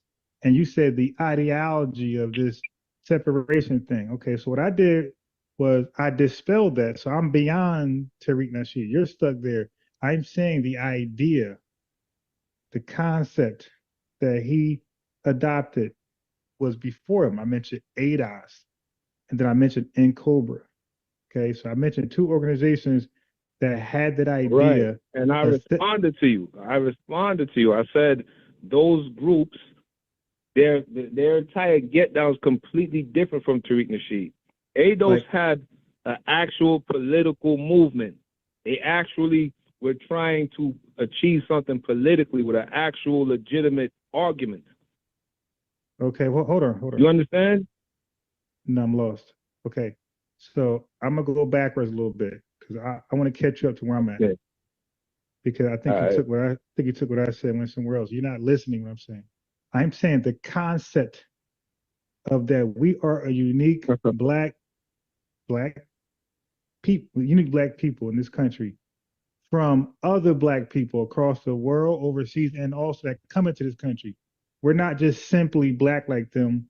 We're not simply African American like them. We're not simply Black American like them. We have different origins, and our origins stem from in the last, let's say, 400 years. Our origins go to this country. You guys and everybody else's origins who would come here, or not even come here. Your origins are somewhere else overseas. So I was saying that concept is light years before Tariq Nasheed. So what I find interesting is that when people have an issue with the concept, they mention Tariq Nasheed, and I'm like, hey, you might want to just separate that and just say you're against him for whatever reason. But whatever the reason is, don't attach the concept to it. The concept was way light years before Tariq Nasheed. Okay, that's all I'm saying. We just got different opinions and different stances on that. That's okay. Okay, but do you understand what I'm saying? I'm saying that the concept. I understand what you said perfectly, bro. Okay, cool. Because you have when Barack Obama first ran for president, right? When he first announced his candidacy, right? And for 2004, many, when I say many, what we call now foundational Black Americans were saying he's not one of us to white people. And when white people say, hey, you're going to have your first Black president, we were like, hey, he's not Black like us. Like, we didn't have a term like ADOS, FBA, but we just were saying he wasn't Black like us. So, of course, we would confuse people because he looks Black, right? Like us. He looks like us. Hey, I'm not going to stop you right here. Yeah. But you're breaking up. But you are breaking up. You're breaking up really badly. You hear me now? Talk again. You hear me now? Yeah, you sound a little better. I'll let you know. Go ahead. I said I gotta stop you right there. Yeah, sure. Because that's just not true. Black people was pushing the shit out of Obama. That narrative you just said, that was not true, bro. Well, let me just finish the narrative. That wasn't true. And here's the thing about it. You got to remember, you only from across the pond. It's not like you're from some region and I'm oblivious to what you're talking about. You're only from across the pond. That narrative you just said is not true. All right, can I just finish the narrative? I mean, you can spell that now. You can say that now because right now it's very easy to, like, the narrative, the whole energy towards Obama has shifted. But back then, 07, 08, okay. Absolutely not, bro. Well, can I just finish the narrative? And you might agree. You kind of cut in prematurely and you're going to regret that. Okay, and you're going to regret that. Okay, so brother, for one, I'm 47. I lived in Texas, Mississippi, North Carolina. I went to school in all those states. And I'm from Jersey, but right now I'm in South Carolina. Okay, so I lived in Texas, Mississippi, North Carolina. Most of my life was in New Jersey. And right now, as we speak, I'm in South Carolina. Okay, where I called you from is from a South Carolina phone number. That's not New Jersey. Okay. Now, just now, I wasn't talking about, I wasn't giving you my opinion about how we view Obama. That was not my opinion. Okay. So what I did. You said that was something said back then by by FBA. And I'm telling you, no, that wasn't. Wait, okay, you got to slow down. Let me just finish the thought. Okay, so the people who watch this channel, they already know that's true. First of all, they heard it in their own circles, but I actually provided receipts. Okay, so when Obama was running, and we had Black American FBA political people who were running for positions that he was in. Oh, I forgot what was they running for in Illinois? But there was an FBA man, and the controversy was he was running off, he's not Black like me. Okay, so not only him, you have Professor Kevin Brown, I think his name was, at that time, brother. I'm speaking about 2004. You had the New York Times saying what kind of Black is Obama. You had the LA Times saying what type of Obama's Black, but is Black like who? You had talk shows who was getting on Obama, like the conservative side, who was getting on Obama and saying, hey, ain't that ironic that he's at the Abraham Lincoln Memorial, whatever, who freed the slaves, but Obama is not a descendant of slaves. So he was basically saying Obama's cosplaying like he's one of them, and he's not. He's from Kenya. So this was the talking points. You had Deborah Dickerson, who was very vocal in saying Obama's not Black. And when she was meaning by Black, she was saying the Black experience, and she narrowed it down to DOS. He's not a descendant of slaves. So that was the actual talking point at that time. You had many politicians, and you had many just regular people. And I remember. All right. Can I chime in? Yeah. The last thing. Right. So I have a video in 1989 that I played already. 1989. See, the difference between me and most people is that I can, whatever I say, I can poof, osmosis, bring it to you. I have a video in 1989. Dr. Alim Muhammad was arguing that we're not African at all. We are a new black people. So we always knew that blacks, like, we appreciated blacks from all over the world, but we recognize them black. They're not black like us. And we would say, it'll be hard to describe it because we'll call you black. So we would just narrow it down to he's not a descendant of slaves.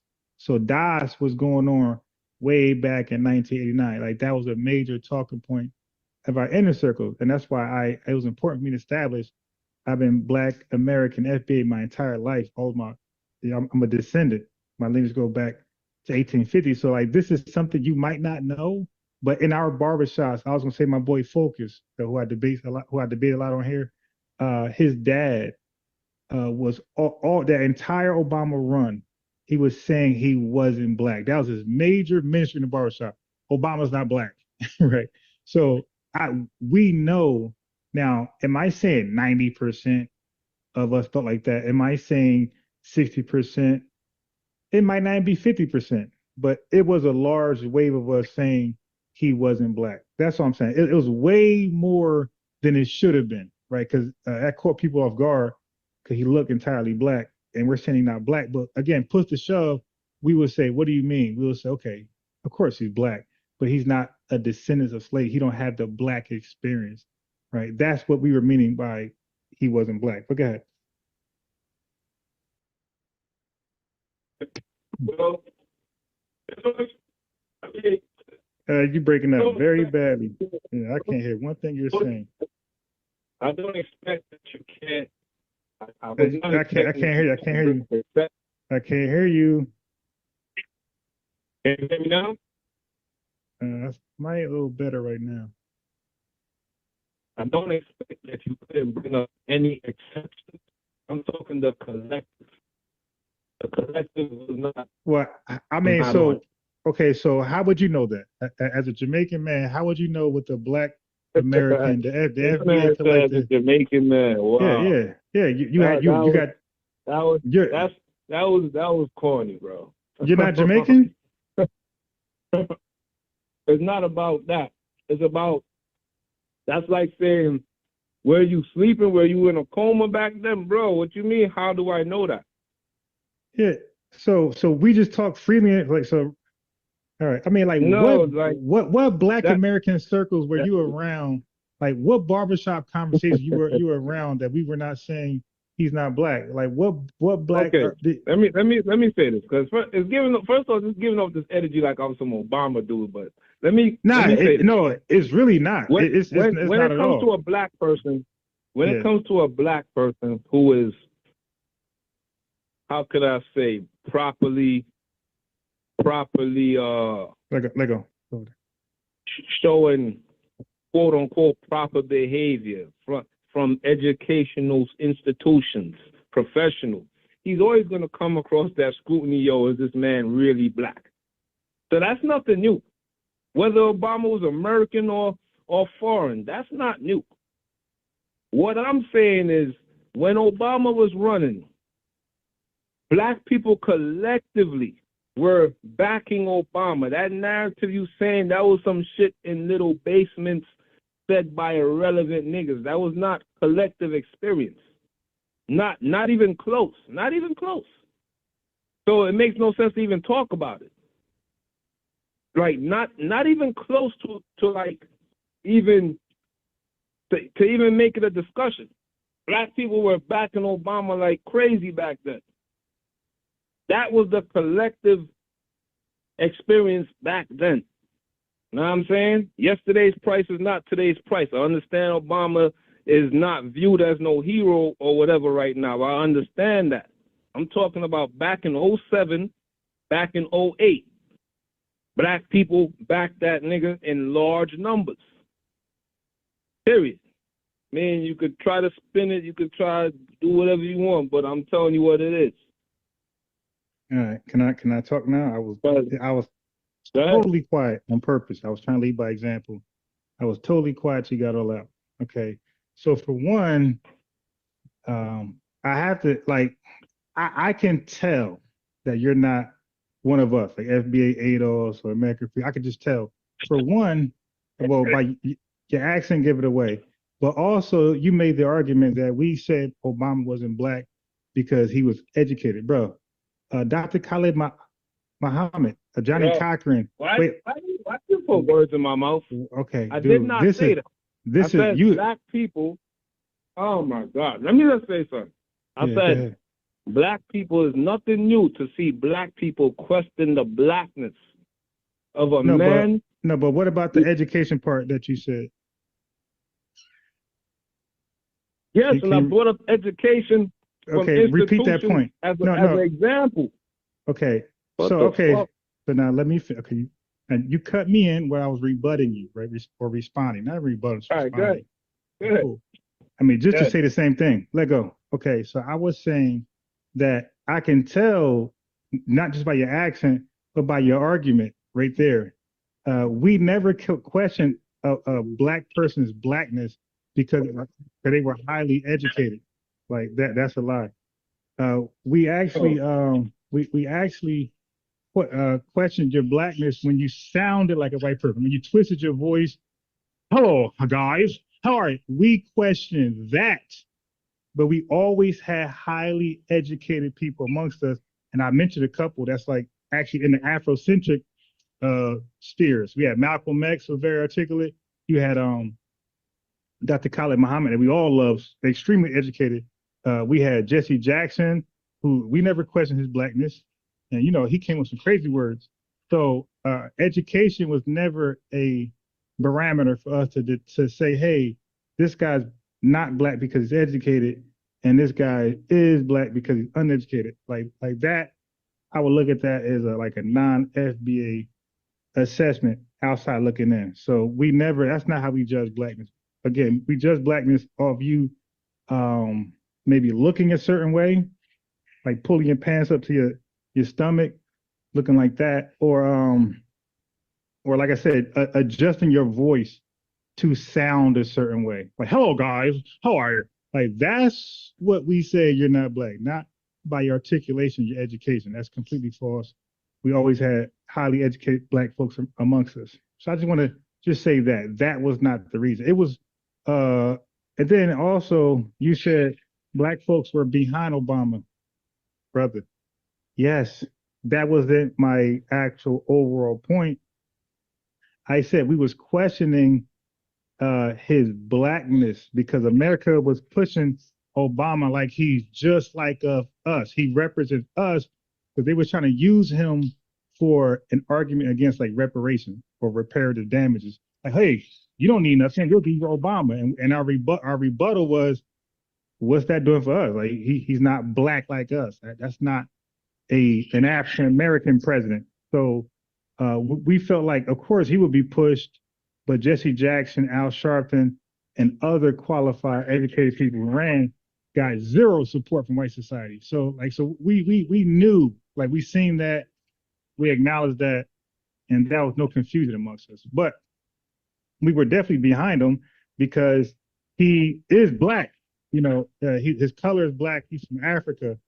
So a lot of us was behind. Then he's Democrat, right? He said 90% of us are Democrats. So we're going to go with you. If you're an alien, you could be green, we're behind you. But we didn't like the narrative that he was just like one of us, like coming from the stock of, you know, the legacy of slavery. That narrative we resented and said, and that's what made us say he's not one of us, only because that narrative that they were pushing.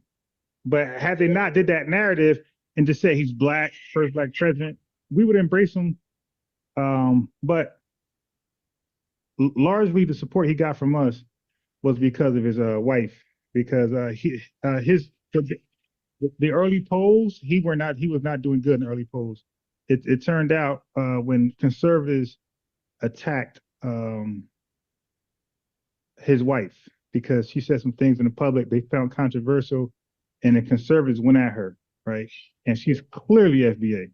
So that is when we got behind her as a result, getting behind Obama. But there was other candidates that was out there that were FBA and Democrats. And Obama numbers weren't that great as he started to campaign. That's from us. So you're talking about hindsight 22. So hindsight 22 is back on you because he got his support later in his campaign, wasn't it early? And again, it's only when they attack. It's only when they attack. It's only when they attack Michelle Obama. Well, that's not true, bro. Okay. But I don't want to spend too much time on Obama. Yeah, me either. That's not true. All right, cool. No problem. I mean, yeah. Okay. So we can move on from there. What's your opinions on hip hop and rap, like the origins? Origins? Yeah. Well, hip hop. Origins of hip hop is this: in New York City, in New York was very impoverished back then, especially in places like the Bronx, which was like the poorest part of the fucking city. There were people, black people, and Latinos that was sprinkling that mingled with the black. So that narrative Tariq is talking about, that's BS. But the origins of hip hop is not no. I think I didn't see that movie, but I know that the narrative is that it came from doo-wops and that music, that 50s stuff, and I'm like, no. And I'll prove that to you right now, and to anyone that says that. You can't show me a man in a suit with his hair slicked and parted talking about that's hip-hop origins. That's contrary to itself, because hip-hop origins is birthed out of rebellion. You can't put on the suit talking about you the origins of hip-hop. You have to put on your street clothes. You're completely street. You're underground. This is before the Jews and everyone even started looking at this thing. This is an underground New York thing from the street. So how could a man in a suit with his hair slicked back and parted be origins of hip hop? That makes zero sense. But that could run past on people that just don't know no better. You understand? No. All right. Yeah. I don't even know I don't know what you're referencing. I don't know your starting point. I don't know if you even know the argument. Yeah, I don't know if you understand the argument. I don't think the argument is based on some guy in a suit with slick hair. I think the argument would be it goes from DJing, I think hip hop. Well, not hip hop, but yeah, a lot of hip hop was DJing early on. And yes, I think they go like to the early DJs and people like that as like some type of starting point. I'm not the most, well versed on this topic, my damn self.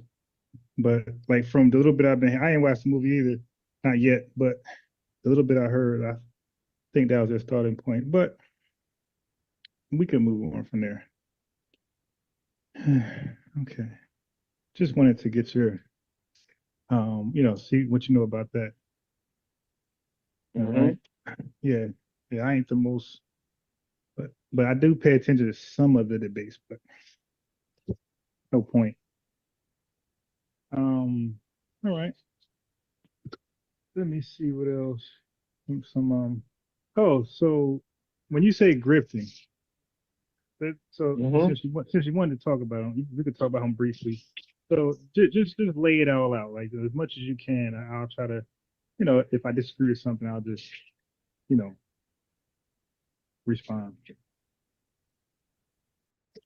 What's your question? Tariq, you said the grifting and things like that. You might could start there. Like, what do you mean? Can you explain what you mean by grifting? Okay. All right. That's a good question. A lot of people don't really know the difference between grifting and scamming. So when a person calls, or so when a person says treating she's a grifter, I even seen him do this. I even seen him do this himself. But he'll say, "Who did? How? I mean," or they'll say he's a scammer. He'll say, "Who did I scam? Who did I scam?" That would be his rebuttal. That'd be anybody's. If you call me that, that's the wrong thing to call him. And if you call me that, I'll say the same thing. Wrong thing to call him. Huh? Okay. No, I'm agreeing with you. But guys, it's the wrong thing. But what's the right thing? Yeah, I would say that's the wrong thing to call him. Not a scammer. He'd have most likely been in jail by now if he was scamming. I said the same thing. I'm like, isn't scam? Okay, so what a grifter define. does, Yeah, go ahead. Define. Wait, first of all, to define what it is. What a grifter does, he basically sells information or product that he doesn't even believe in. It's all to extract money out of you. Yeah, but how would you? Yeah, but how would you be able to? It's a moral. It's like it's a moral. It's not illegal. It's a moral. All right. Let me respond to that. How would you confirm that somebody don't believe in something that they're selling? Like, how would you know that personally? Okay. All right. Do you want me to give you an example with Tariq? Let me just use Tariq. We're talking about him. I'll give you an example. Yeah, I would love to know how you know somebody true intentions. Go ahead. This is beautiful. Okay. Let me give you an example. I got so much, but let me give you two that come to mind. Yeah. Two that come to mind. A couple of years ago, Tariq Nasheed, he sold a product called Ogun juice.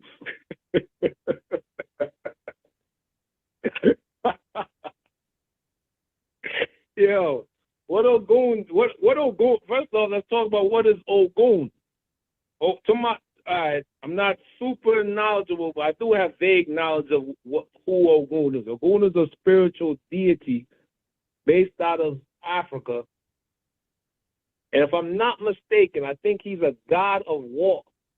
Because all these gods and stuff, they're all interchangeable when you go around the world. They come back full circle. I think he's like Africa's version of Ares, if I'm not mistaken. Okay. So now Mr. Shit on Africa he bottles, he brands something Ogun and is a pepper spray. Now, mind you, the man is on a whole campaign insulting Africa, insulting this, insulting that, but he comes out with a pepper spray called Ogun juice. Says, and wait, and says, yo, if Ahmaud Arbery had some of this, I want some examples. If Ahmaud Arbery had some Ogun juice, man, he'll be alive, man.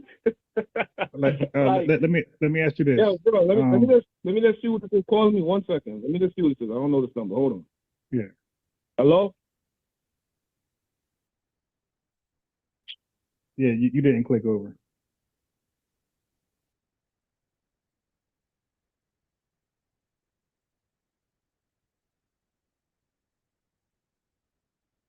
Yeah, this guy got a lot of imaginary. He got a lot of imagination. I think he's guilty of like hating somebody so much he just make up stuff for them.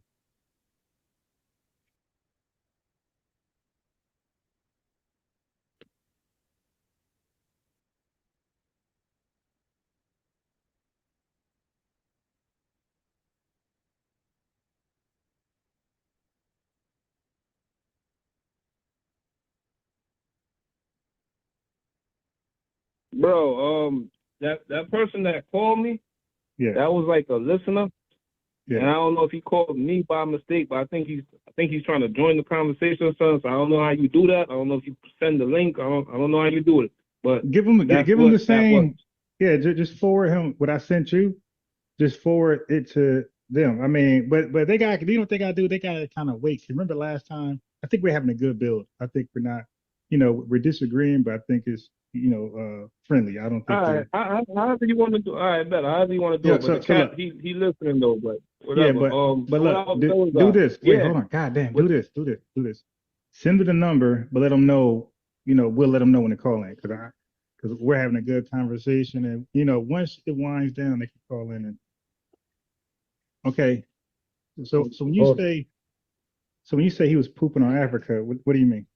Like he just dissing Africa at the time? on, man. Just go to his YouTube channel and just look at his videos. I don't gotta waste time with that. That'll be the easiest thing. You say you like receipts, just go to his YouTube channel Yeah. and just look at his videos. Well, That's the easiest way for me to answer that. well, I can guarantee you, I definitely watch more videos than you. And matter of fact, you had gave a starting point. You gave a starting point. You said 2018. Like that's not good research because 2018, I believe he was definitely angry at the diaspora and the continent at that point, but more so the continent, but also the diaspora, but the continent. So 2018, I know exactly how he was feeling because it's documented. I watch his videos and I share them. So during 2018, he was not dissing countries. He was dissing people in the country who he believed were coons and bedwenches. So he would diss certain people from Africa, certain individuals, not Africa itself, not nobody country. He'll diss the individual. Let's say if they were like crying over some white guy, or they were like promoting some white Jesus, like he was on them for that, or like they were bigging up their white husband because he's white. He's just so much better than black men. So I already know what he was on in 2018. That's what he was on, and he started to question. 2018 was the first time he was questioning global empowerment. So he was preaching global empowerment, and then he started to question global empowerment because of different people from the diaspora and the continent. He believed they weren't on code, like they were like using white supremacist talking points, especially when they spoke about FBAs. Right, so that's what most of his content was in 2018. I know I clipped them in all those videos. Now, okay, good. Up. Okay, so the old goon thing, right? The old goons pepper spray. Again, he was promoting that when he was all inclusive, when he was preaching black global empowerment, right? That's what you're gonna do. You're gonna promote something for everybody, right? Not just FBAs. Right? He promoted something for everybody at that time, and it was global empowerment. Okay, he even did a documentary for Haiti. So he was definitely team empowerment, but he started to quote. Ahmaud Arbery died in 2021 or 2 or something like that, or 2020. What are you talking about? What about? I mean, you just said something. You didn't. He was already on his anti-African shit when he came out with that, and that's just I don't think one you're of the many ways. I just can't. You just asked me on the spot. Okay, I got it. I understand. Like we're just freestyling. I get it. But I mentioned Ahmaud Arbery. I don't even know why you mentioned it. Like what did you didn't even prove something. You just said a name and made a you didn't really say much. But anyway. All right, I gave you a whole roadmap on how you're a grifter. I'll say it again. No. He has Please. Hey. No. I want to have a conversation, a dialogue. If you're going to talk again, say something new, please, let's not talk in circles. All right. So I responded, right? I gave you a timeline, his mentality, and what he was doing. And he was becoming frustrated with the diaspora and the continent. That's all anybody can look through his videos starting from January all the way down. All right, so why don't you enlighten me on something since you're more knowledgeable? Yeah. What is he frustrated off? Okay. He's okay. Let me answer that real fast. He was frustrated with this all-inclusive ideology, this all-inclusive on code. He felt like the diaspora and the continent should have had more loyalty to black people and not their oppressors. And what he would say, white zaddy. So that was his main frustration. He felt like, which is true, right? Because those African countries and those African islands, right? They are the majority. Like they are all, pretty much dark. Jamaica's Jamaicans, and Haiti is Haitian. Like there's really no white oppressive class that's dominating. So white racism is something that we experience uniquely over here from other black people, and we kind of don't understand that. So we kind of pitch that on or paste that on other black people across the world unfairly, right? It's not until we actually get put on by somebody from the diaspora, the continent, was not until we look at it deeply and say, hey, our problem really ain't theirs. Like they don't deal with white supremacy in their land, just affecting them at all levels, right? So that's his fault. That's our fault, FB. It's our fault for believing we have a shared struggle. We got a common enemy, obviously, but we don't have a shared struggle. Okay, so that was some of the frustration. Go ahead. And I want you to be honest. You don't find it very funny that when Tariq was, very Pan-African, if you want to say that. He was never Pan-Africanist. So I got to stop you there. Like he was never Pan-Africanist. But go ahead. You ever watch Hidden Colors? Yeah. I watched You ever all watch of them. Hidden Colors 1? You ever watch Hidden Colors 1 and 2? I'm gonna say, yeah, definitely. I watched those over. I watched all of them but the last. I didn't watch the last one with Polite. I didn't watch that one. Put it like this. Hidden Colors is so fucking it's so much pseudo we was kings African shit that I think if I was to tie Tariq to a chair and make him watch that shit, he'll fucking cry. Wait. Hold on. But what's the argument? Wait, but hold on, brother. Listen, you got to stay. So my argument is this. Yeah. My argument is this. That those are two extremes.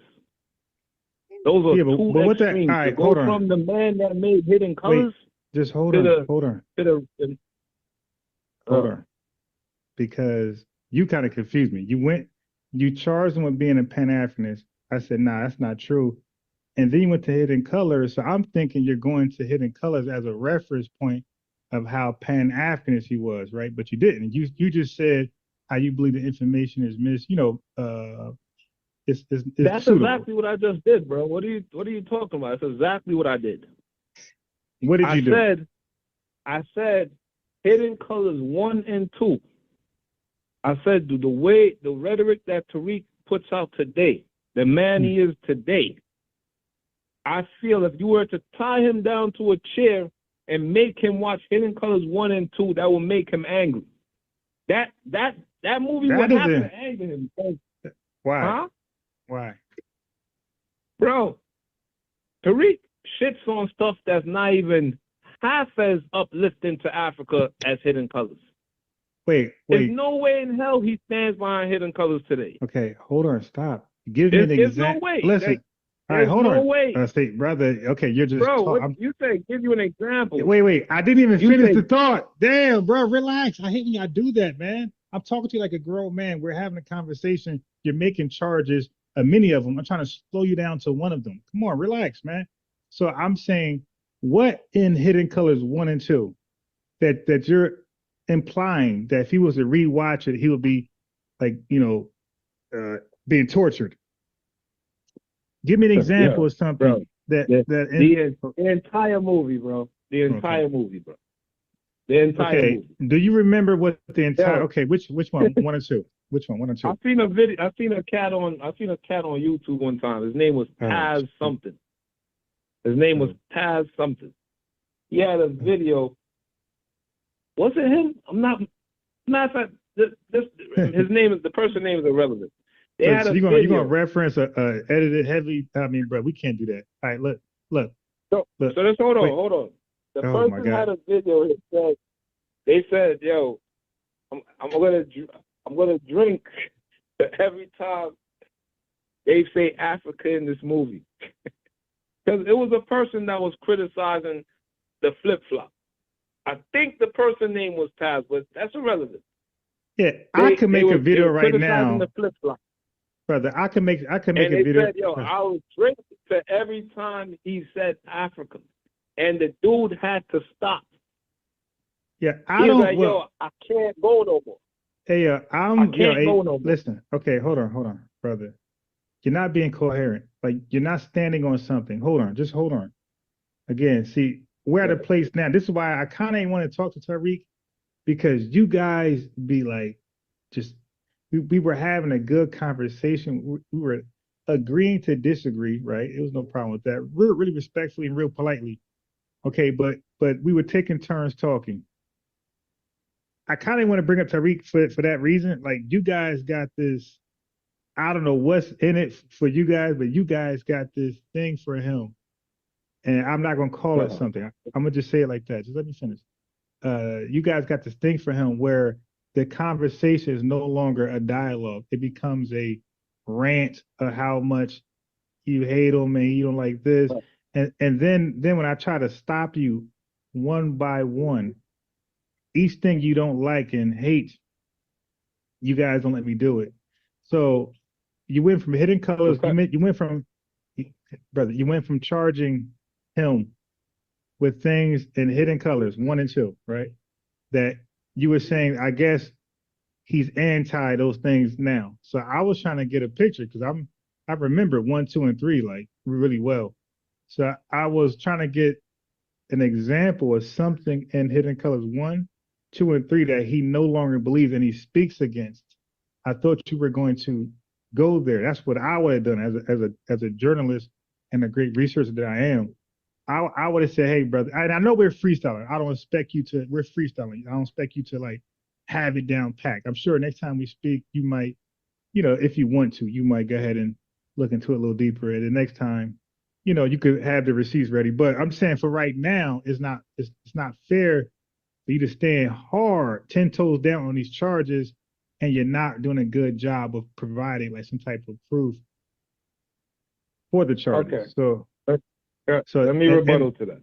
And wait, and then lastly, you mentioned a guy who made a video, chopped up a video. Bro, I got a guy right now who chopped up my video, right, and had me agreeing to something I didn't agree to. It's like, anybody can do that, bro.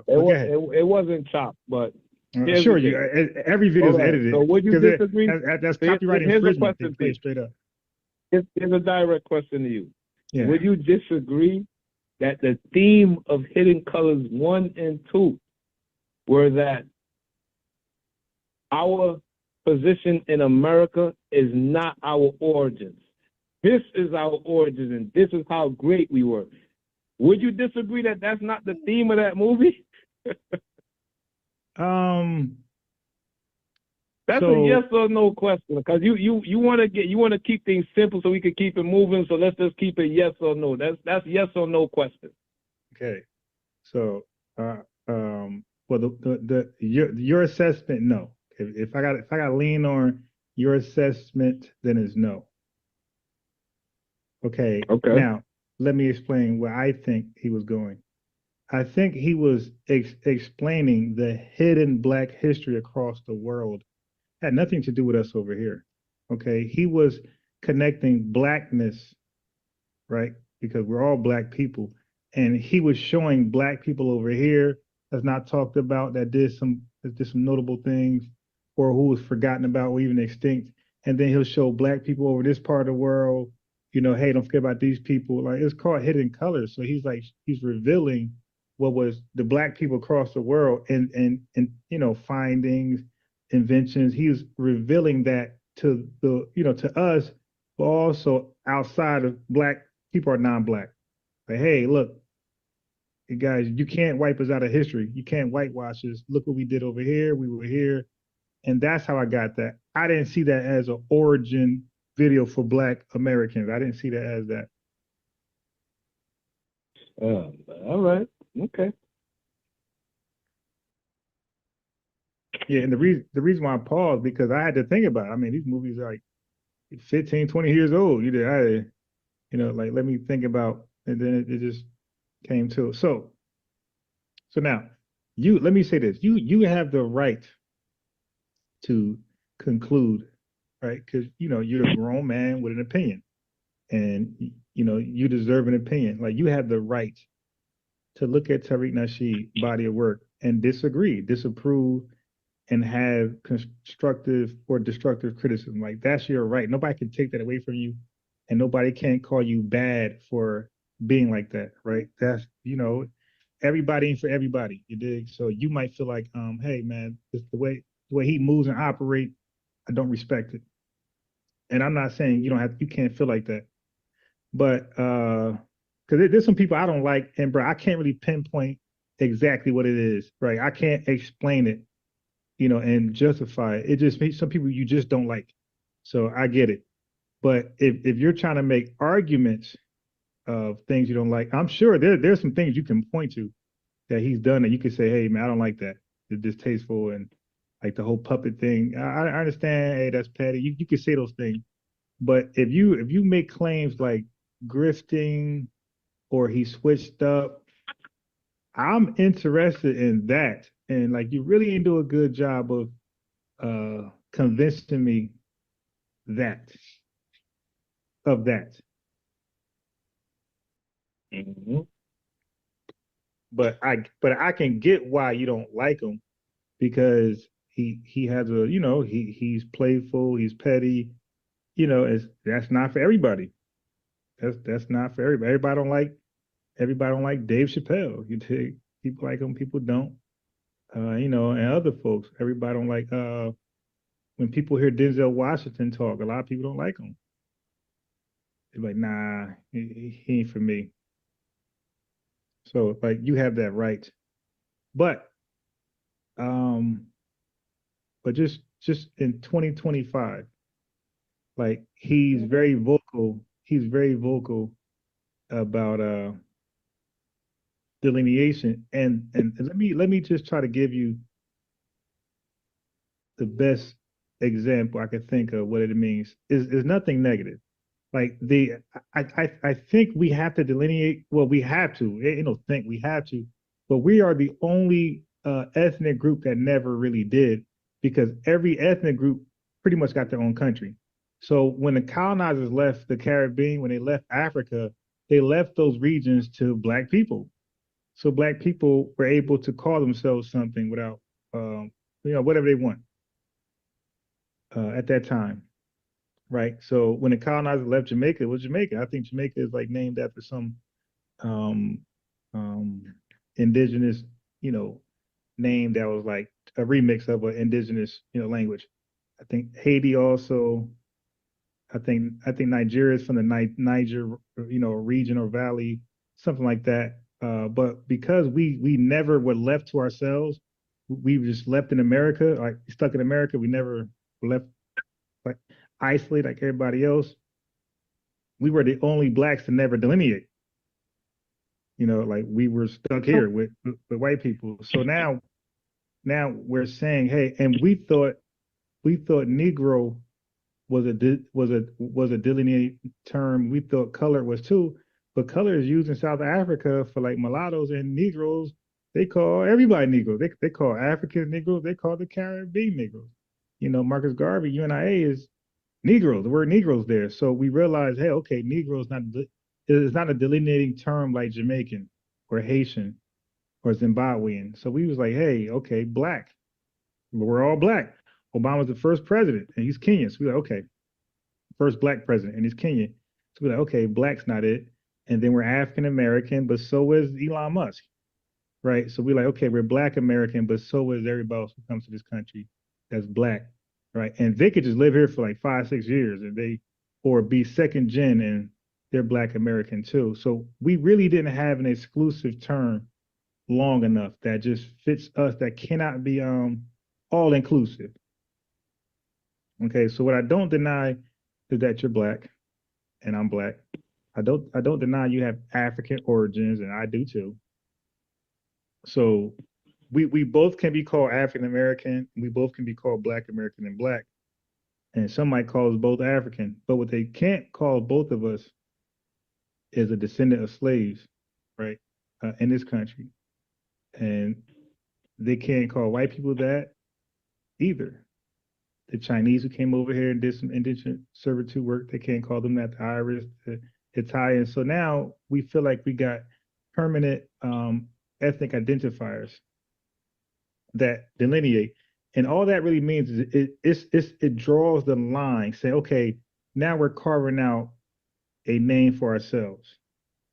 But that doesn't mean we're no longer black, and we don't have that don't mean we can't be team black empowerment against, we just feel like, okay, this is, we see what white folks are doing.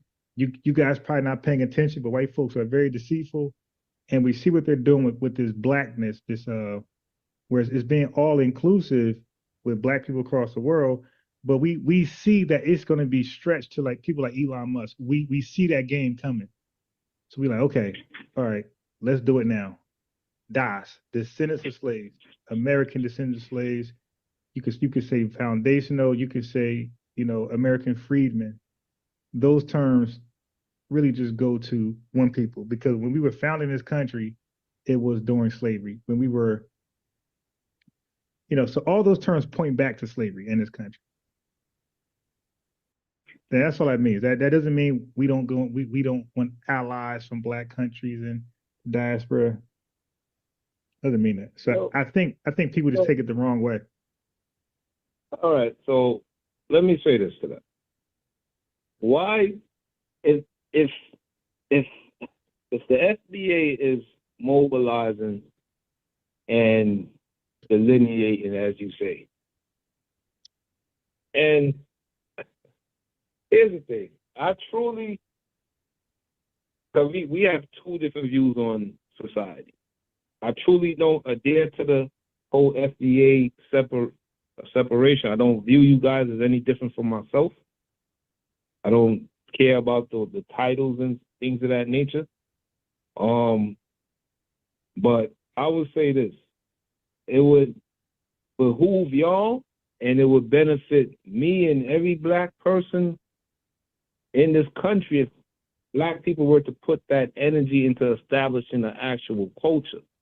And I believe I spoke to you on that the last time I was on the phone with you. Okay. That's when the shit just went all over the place. And I never got to explain what the hell I was saying. There was a brother on the phone.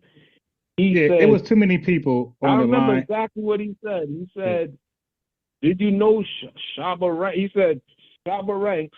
Because he's saying this because I got a Jamaican background. So he said, did you know Shabba Ranks was influenced by black American music? And I said, bro, what the fuck are you talking about, bro? I just said black people in America never established an actual culture. You talking about music and samples? That's what you took from that? Wait, so maybe we need this. I think it's best I explain it and land my plane properly. Sure. On but the before you do, because it's gonna be like so I want you to, but let me just respond to one thing real fast. When you say you don't see yourself different than us, to us that's dangerous, because now you're saying that you are eligible for reparations for descendants of slaves. So for us, we don't take that lightly, and so for you to say that. Well, here's my response to that. Yeah. Here's my response to that. Mm-hmm. For one, if reparations were ever dispersed and it was for the people who descended from the slavery on this land by actual slave owners, whether it be private citizen or the government, then I can't refute that. It is what it is. But we're going to have this political view based on a concept of reparations or something that we wishful thinking. I mean, let's just be honest. Reparations most likely may never happen. This payout that motherfuckers want because motherfuckers love money so goddamn much may never happen. Let's deal with reality. Wait, how about Let's deal with reality.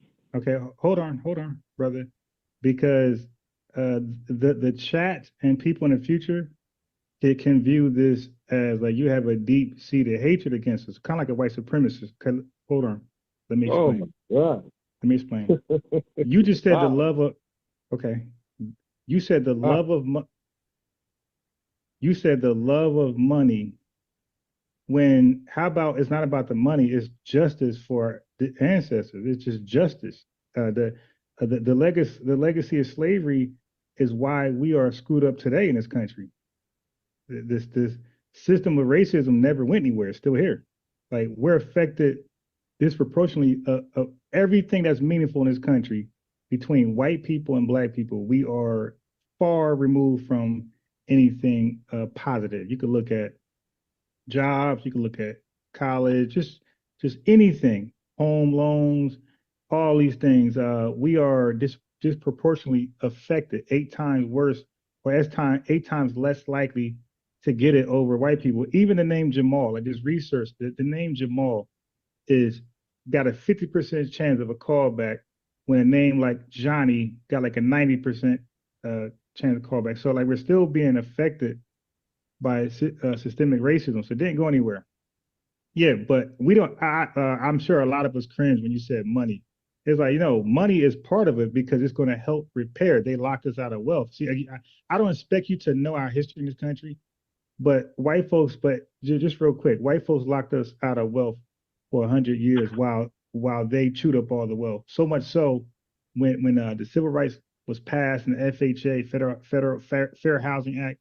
When that was passed, brother, we only own 0.5% of the wealth, and white folks own 99 something else percent of the wealth. So like they systematically locked us out of the wealth. Still now. So yeah, so money was an argument point that they got to share the wealth. They got to redistribute the wealth. It's owed to us for one, but we can never level up on that level at all with the money that lopsided. I mean, that's ridiculous. 99 to have like 50 cents basically. You got $99.50, right? You're supposed to share it with me, but you gave me 2 quarters, and we're supposed to at some point be even. And then they draw stats and comparisons between us and them like it's fair. So I wouldn't expect you to understand all that, but to reduce reparative justice to being greedy, again, that is a right-wing extremist conservative talking point. Some supremacist talking point. It is. Like yeah, okay. I don't even know the rebut. I don't know how you rebut that. It's just truth. But go ahead. I don't know how you can rebut truth. But go ahead. I'm just I want to go on the record and say this about my actual views on things in life and just my personality. I don't really remember titles and narratives. You're breaking up again. You are breaking up. You are breaking up. You hear me? You hear me? Talk again. Yeah, you're still fading out to robotic stuff. You hear me now? Yeah, you better. All right. I deal with the actual reality of things.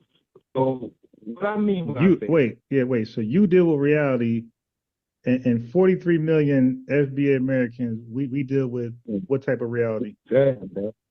I mean, sometimes I can tell you passionate about a certain topic, but you gotta let me get the word in, bro. Wait, you become yeah. I respectfully chimed in. I don't cut you off. You have to be cutting me off when I'm about to start cooking, and it look like you make it look like I cut you off, but I never cut you off. Brother, you might want to get your phone. When you watch this video, when you go back and watch this video, I don't be cutting you off. You be cutting me off. Okay, brother, go ahead. All right. When I say I deal with reality, yeah, I deal with what's in front of me and what's understood. Black people, we could say that because it sounds good. Like, yo, I want the justice for my predecessor, man. I want the justice for my ancestor. But in our actual behavior, we're not thinking about the man of yesterday, bro. Really? That's and you don't have to agree with that, but that's just how I view things. Yeah, but So you're I not tied call to his bullshit land. when I see it. You know what I'm saying? If No, you I want don't. to shit on people, hold on. If you want You to asked shit me a on question. You everybody said, nah, because I'm of saying. I said no. wait, all right.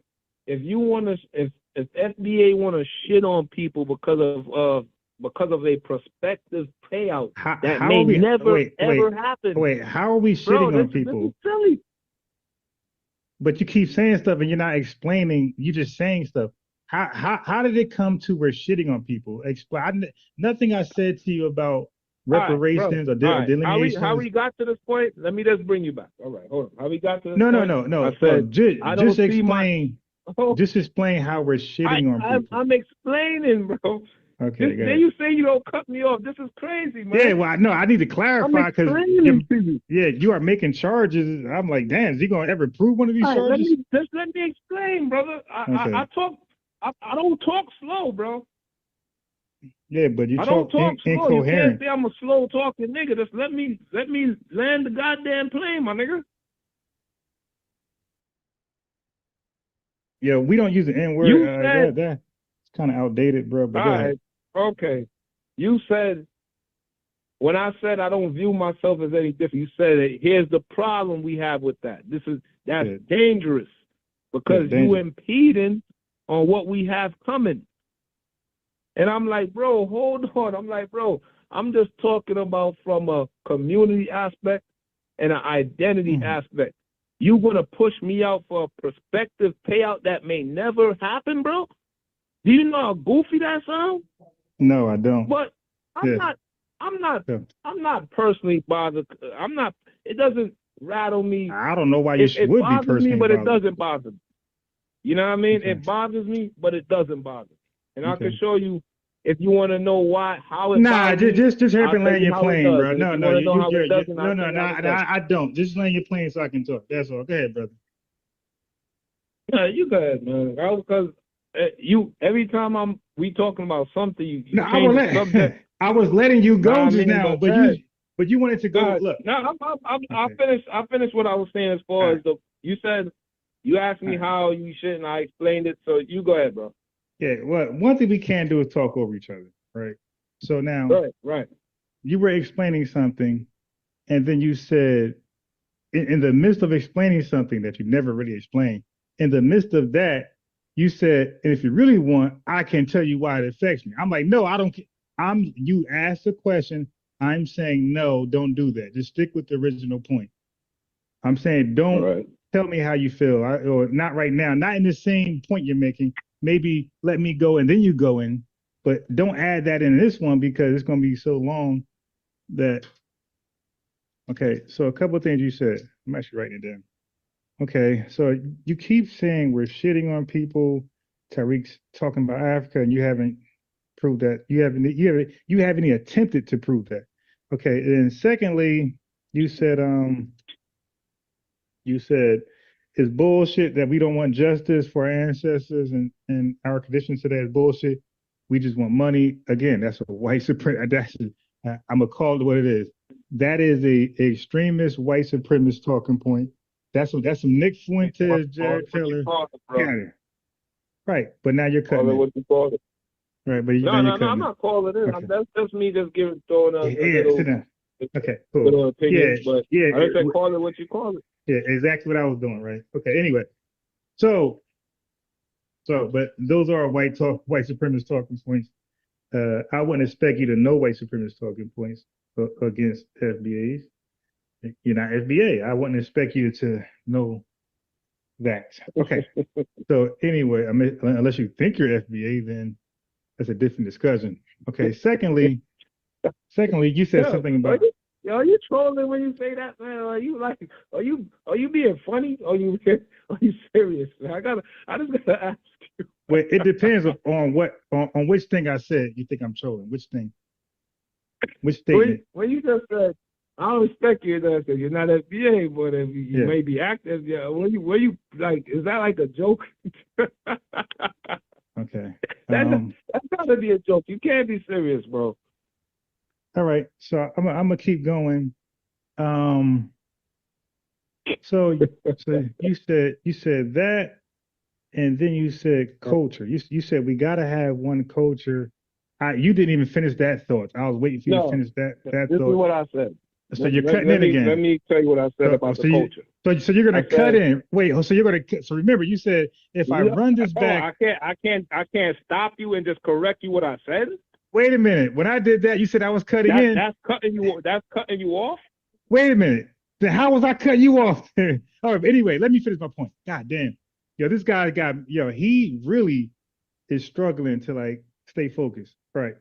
So let me say this. I'll be very short and you can go. I promise you, I'm going to be like 5 seconds. You didn't say, you kept saying culture and you didn't really elaborate. So go ahead. That's all I was going to say. Okay. I said, I said FBA. Those who claim FBA, it will be much better off for them, me, Black people in America, period. If they were to put that energy that they're mobilizing to delineate from everyone else into establishing a culture. That's what I said, bro. Okay, so what is your definition of culture? Because maybe we got different definitions of culture. Because we got culture, but maybe you got a different definition than us of what culture is. What's your definition of culture that we don't have, that we have to establish? That I'm saying we're lacking here. That I'm saying Black Americans are lacking, because culture is various things. What am I saying? Black America is lacking? No, not what we're lacking. You said we don't have culture. Culture has a real definition. So I go by that definition. And by that definition, we have more culture than probably anybody in this world. So I want to know, what is your definition of culture that we don't have? Because Okay. you must got your own definition. You this? obviously got your own definition. How about this? Yeah. If you say your FBA is rich in culture, Yeah. I wanna put the burden of proof on you. Sure. Why don't you prove that to me? Okay. Prove to me that FBA is rich in culture. Amongst what you said, everyone in the FBA has the most culture in the world? Yeah, probably in the world. All right. Prove that to me. And you're a very analytical guy, so this should be very easy for you. Brother, go ahead. You're right. This is going to be very easy for me. Okay. Right. So, I'm not going to say nothing. I'm going to actually just listen, because I do want to hear this. No, so I don't mind you. Interject at all. I actually don't mind you chiming in, because I don't lose focus like you do. I don't want to chime in for this one. I don't want to chime in. I just want to hear you lay it out. All right. Give me a second. I took some notes. Took some notes for you. I'm very analytical, and I'm very well formatted. I don't like to freestyle and wing it. Okay. But here's what I am gonna do. As you say these things, I'm gonna write certain things down, and especially if it's contrary to what I have to say, and then I'll rebuke what you say. That's what I'm gonna do. But I'm gonna let you say. I'm gonna let you. Do you want to? You want to at least try to give us your working definition of culture, so I could understand what you think culture is, or you don't have a definition of what is culture? You are breaking up very badly, brother. Culture. You are breaking up very, very, very badly.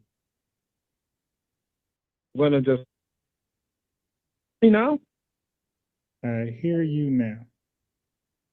All right, let him go. I'll just say what culture is in a vague manner, no dictionary meaning or nothing. Oh, okay. It's just some stuff you made up. I got it. Go ahead. That's a matter of if you think that's the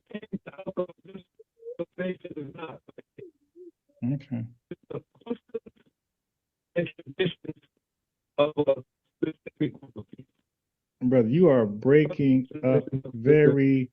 I should let you know that you are breaking up very badly. Let me see if this is. Let me hold on one Yeah. second. Because I don't want you to say all that, and then I'd be like, brother, I didn't hear you. And then you guys say it all over again. I didn't want to put you in that position. Okay, I'm just going to give a basic definition of culture. Can you hear me? A little better, but very badly. You hear me now? Hear me now? You sound better now. All right. Culture, just basic one-on-one definition, the traditions and customs of a specific demographic. Just going to keep it simple. Okay. All right. So let me give you a working model of the definition culture. You don't mind, do you? Okay. Yeah, So that. culture. You're going to tie it all in with the FBA culture, right? Can I just answer the question? I mean, you're trying to predict my position, which is going to be very tough. Like I'm not predictable at all. I could guarantee that. I have a poker face. I have a poker face that's so serious because I'm a really good chess player, so you can't really let like when you have a good move coming, you can't let your opponent know, right? Or I'm a spade player as well. You can't let your opponent know you have a good hand. All right. Anyway, okay. So culture is the shared way of life of a group of people. It includes their values, what they believe is important. It includes their customs. Hold on a second. Let me get them. Let me get him laid back. He's way too excited. Here you go. Let me order my cartoons. Okay, you get your cartoons. You're gonna lay down now. Come over here. Your cartoons. Get it. Come over here. Okay, and you get up. Dog, get up. Go. No. You get water later.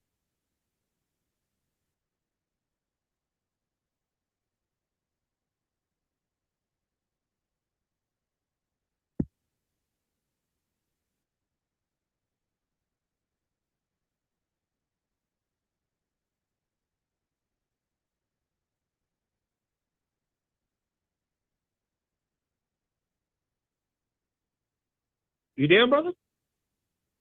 Yeah, hold on one second.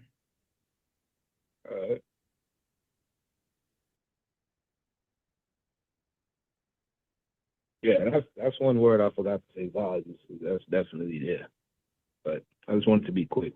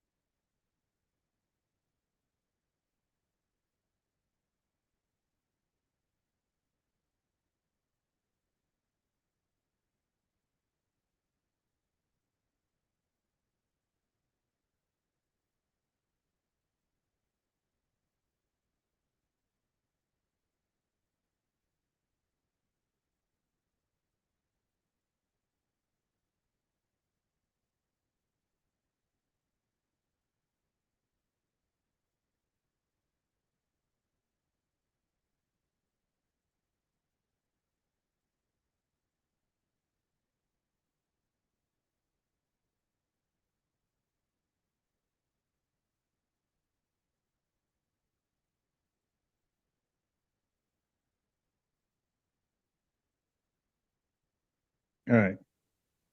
Had to get some water. So everybody got something to do. So go. Let you. Okay, give me.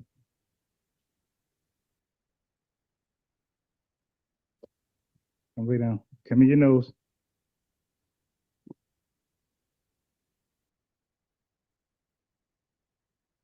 Okay, go lay down.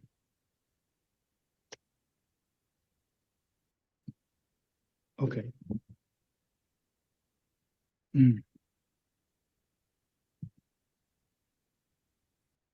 Okay. So culture is the shared way of life. Matter of fact, let me just go ahead and share my screen on this.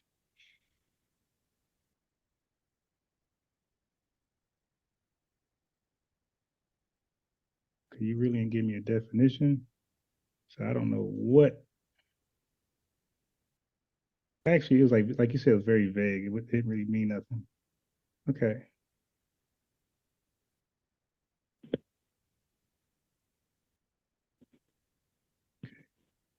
So I got the definition on the screen, and I got some visuals to give you an idea what culture is. Okay. So your vague definition, I agree with some things. It is definitely a shared view, right? Culture is the shared way of life of a group of people. It includes there. We are the group in this subject. Okay, so it is values, what they believe is important. Our belief system over here, we don't mess with pedos. Jamaica has a high tolerance for it. We don't. Okay, that's our culture. We don't believe in harming kids. They're off limits. We have things like that, some values like that. And there's other things that in the South, we got Southern hospitality. So these are some of the cultures, right? So now customs is how we celebrate, greet, mourn, and worship. Okay, language, which is slang, and we have cultural food, music, dance, and art. And we know we got that. Okay, then you got dress and fashion. We know the entire world dresses like us, and they dance like us, and they talk like us. All right, so let me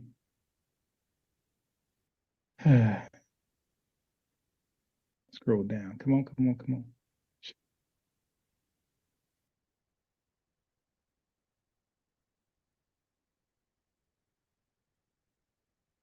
Okay. Social norms and spiritual beliefs, right? Rituals, storytelling, and humor, right? So, okay, now it's passed down. Culture is passed down through generations and often evolves in response to history, oppression, geography, resistance, and self-expression. So culture actually evolves under those conditions and it's passed down. That means what I done, the generation before me has done it, and before them have done it. Before that's culture, right? And our food has definitely been passed down for hundreds of years. Okay, so now the question more specifically is what is Black American culture? Black American culture, aka African American culture, is one of the most influential. Okay, this ain't me. This ain't me. This is AI. We got one of the most it's one of the most influential and resilient cultures in the world. It was born from the legacy of slavery, segregation, migration, and survival, and turned pain, struggle, and spirit into art, innovation, and power, because we are a culture, my boy, of innovators. If you need me to explain that, what innovation is, I can if you don't know or you're not too sure. But our culture is hands down innovation. We are innovators. Okay, so innovators just mean something that's already in existence that was invented by somebody else. We take that, mix it up, and it becomes better, more useful, and more popping, more litty. Okay, by our reintroduction of that same thing that was already invented. We get our hands on it, it's popping. And we make alterations to it. It's not the same thing that was already there. That's being innovative. We are probably the most innovative people in the world. Okay. So let's go on. Let's go on some other things. And again, anytime you want to chime in, just go ahead. I don't mind because I'm reading, so I'm not going to lose focus. You have to read stuff to tell me that. That's so good. Yes, okay, brother. Our culture is. I just said that we probably got more culture than anybody in the world. Yes, brother. It's a lot of stuff. All right, Now, all right, man. okay. So you Okay. you done now? No, I'm not done. Okay. Because yeah. I mean, brother said, "Hey, chat." That's what I mean, and that's why that's why sometimes we'll say the word white supremacist, coon, or tether. All right. So to us, that means the people who we're conversing with, there's no there's no sincerity in them to want to actually learn and know something. Like they ask questions just to have the one up or a gotcha, but like there's no. I was legitimately asking if you done because I was Okay. gonna start. No, because you said something about reading. It's like, yeah, brother, our stuff is basically read. It's not something recalled because there's so much stuff that is in our culture. So, for example, music and sound. All right. Matter of fact, I'll do this for you. I will be done. I'll do this for you. I'm gonna go back up and I'm done. Actually, I'm gonna do that for you. I'm actually done. Let me just read it over and I'm done. Okay, so values, stuff we believe in, we find important, customs, the way we celebrate, greet, mourn, and worship, language, slang, food, music, dance, and art, dress, fashion, social norms, spiritual beliefs, rituals, storytelling, and humor is passed down through generations and it evolves in response to history, oppression, geography, resistance, and get out my way. Resistance and self-expression. And there's one small tiny paragraph again. Black American culture, aka African culture, is one of the most influential and resilient cultures in the world. Again, that's not me, that's AI. It was born from the legacy of slavery, segregation, migration, and survival, and turned pain, struggle, and spirit into art, innovation, and power. That's it. I'm done. Go ahead. So I'm gonna start when I have this conversation. I like to start from my stance, and I'm gonna promise I want to not deviate from that stance. You don't have to. You're not saying I'm gonna make you agree with me. I doubt this conversation is gonna end with you agreeing with shit I say, but I'm just gonna be consistent on my stance. So my belief is that culture, the template for culture, starts from the. Why am I not on the phone? Whatever, man. Yeah, you might want to. Wait. No. Okay, shit. No, it just got there because I was sharing. All right, so I never switched it. Hold on, I never switched it. Hold on, because the whole time, I believe I was sharing. Hold on, ain't nobody gonna call you anyway. All right, hold on. Wait. So your name Jay, right? Yeah. Okay.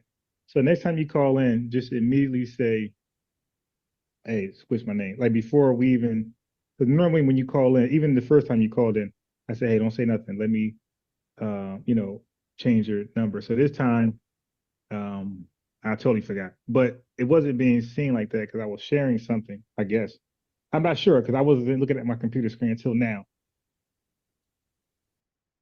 I was in the background, moving around. It's my first time like actually sitting down. But go ahead.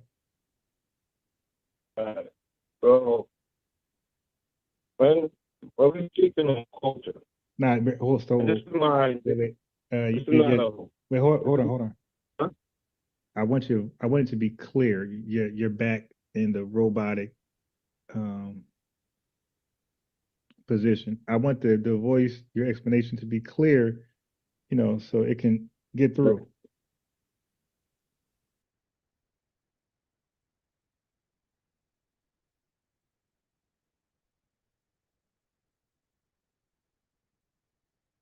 So you could try again, but you would just break it up really badly. Yeah. Yes, I hear you now. When you're speaking on culture, I like to use the East as a great template. And when I say the East, the East, the East, the East, right, what? East. East Coast? I'm speaking. I'm just speaking. When I'm speaking on culture, I like the East. First of all, brother, you are breaking up for one. Okay, you're not clear. And then, brother, try to not be vague. I mean, that's really like disrespectful. I'm not gonna be vague, man. I'm gonna run it down for you, bro. Okay. But I'm saying, yeah, I hear you a little better. But hold on, before you go. Okay.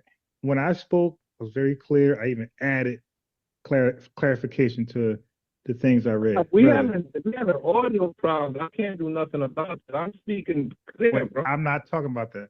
Well, you are having some issues. Wait, I don't know. It might be me. Let me ask the chat. Hey, chat, is he, because you might have a point there. Chat, is he breaking up or is it just me? Let me know and I'll change my headset. But brother, what I was saying was, if we're learning, you got to look at me as I'm trying to learn you and you're trying to learn me. Okay, don't say, okay, I got it. So don't say East, because if I'm learning, East what? East Coast? East. All right. East. But I wasn't going to elaborate. So can you just explain what the East is before you go further? Because that's going to cause my imagination to think of East. The East starting with Africa. Okay. Middle East, all the way to East Asia. Okay, go ahead. That's what I meant by it. Okay, yeah, because brother, you just can't say that and not be specific. Those reasons right there are the most difficult. They're good backdrops if you want to compare when we're talking about culture, because it has so many traditions and values that have survived the test of time, which made them valuable.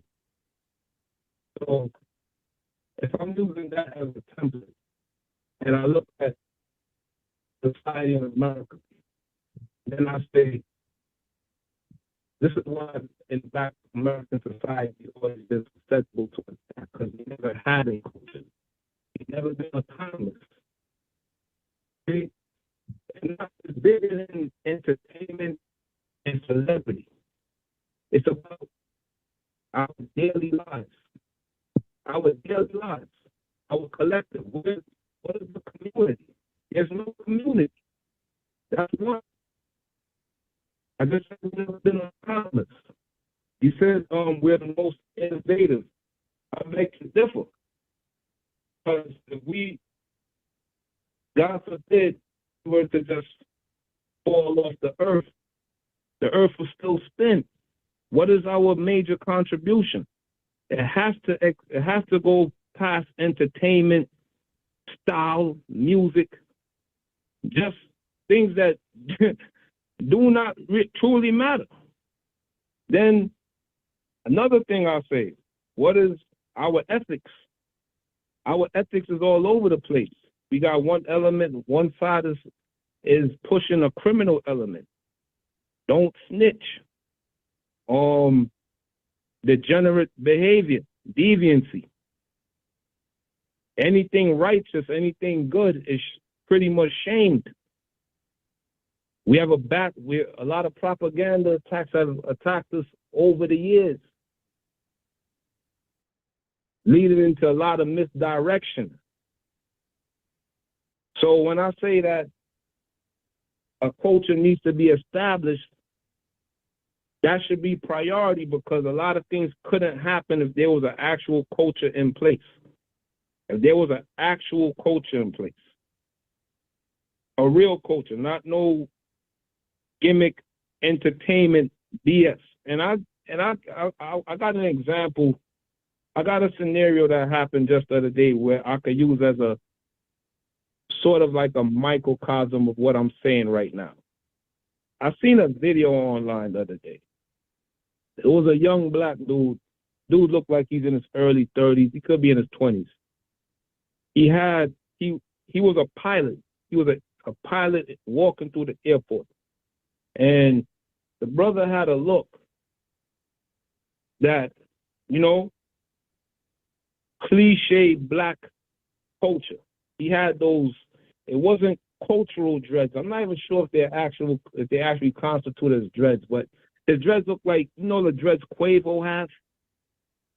But he had like those type of, the dude looked like a straight Migo. He had grills in his mouth. I don't remember if he was tatted or not.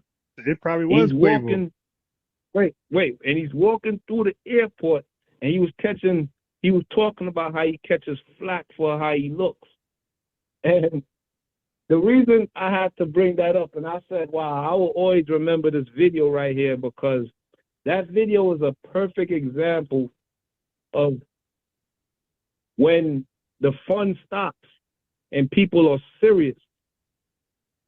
It shows how irrelevant what we deem as black culture really is. Because when people are ready to fly, they're not playing. It's a serious time. And the dude is not playing. He wasn't joking or nothing. He's just walking through the airport, and he's just talking about his daily experience being a young black pilot. And it just goes to show that when people are serious and it's crunch time, the fun stops. The swag is irrelevant. The quote-unquote culture that we think we have is not it. Not to say the man wasn't a skilled pilot. Not to say he wasn't qualified or talented in his field. It just goes to show that when shit is real, this quote-unquote black culture that we think is the end-all, be-all, which is a bunch of confusion in actuality,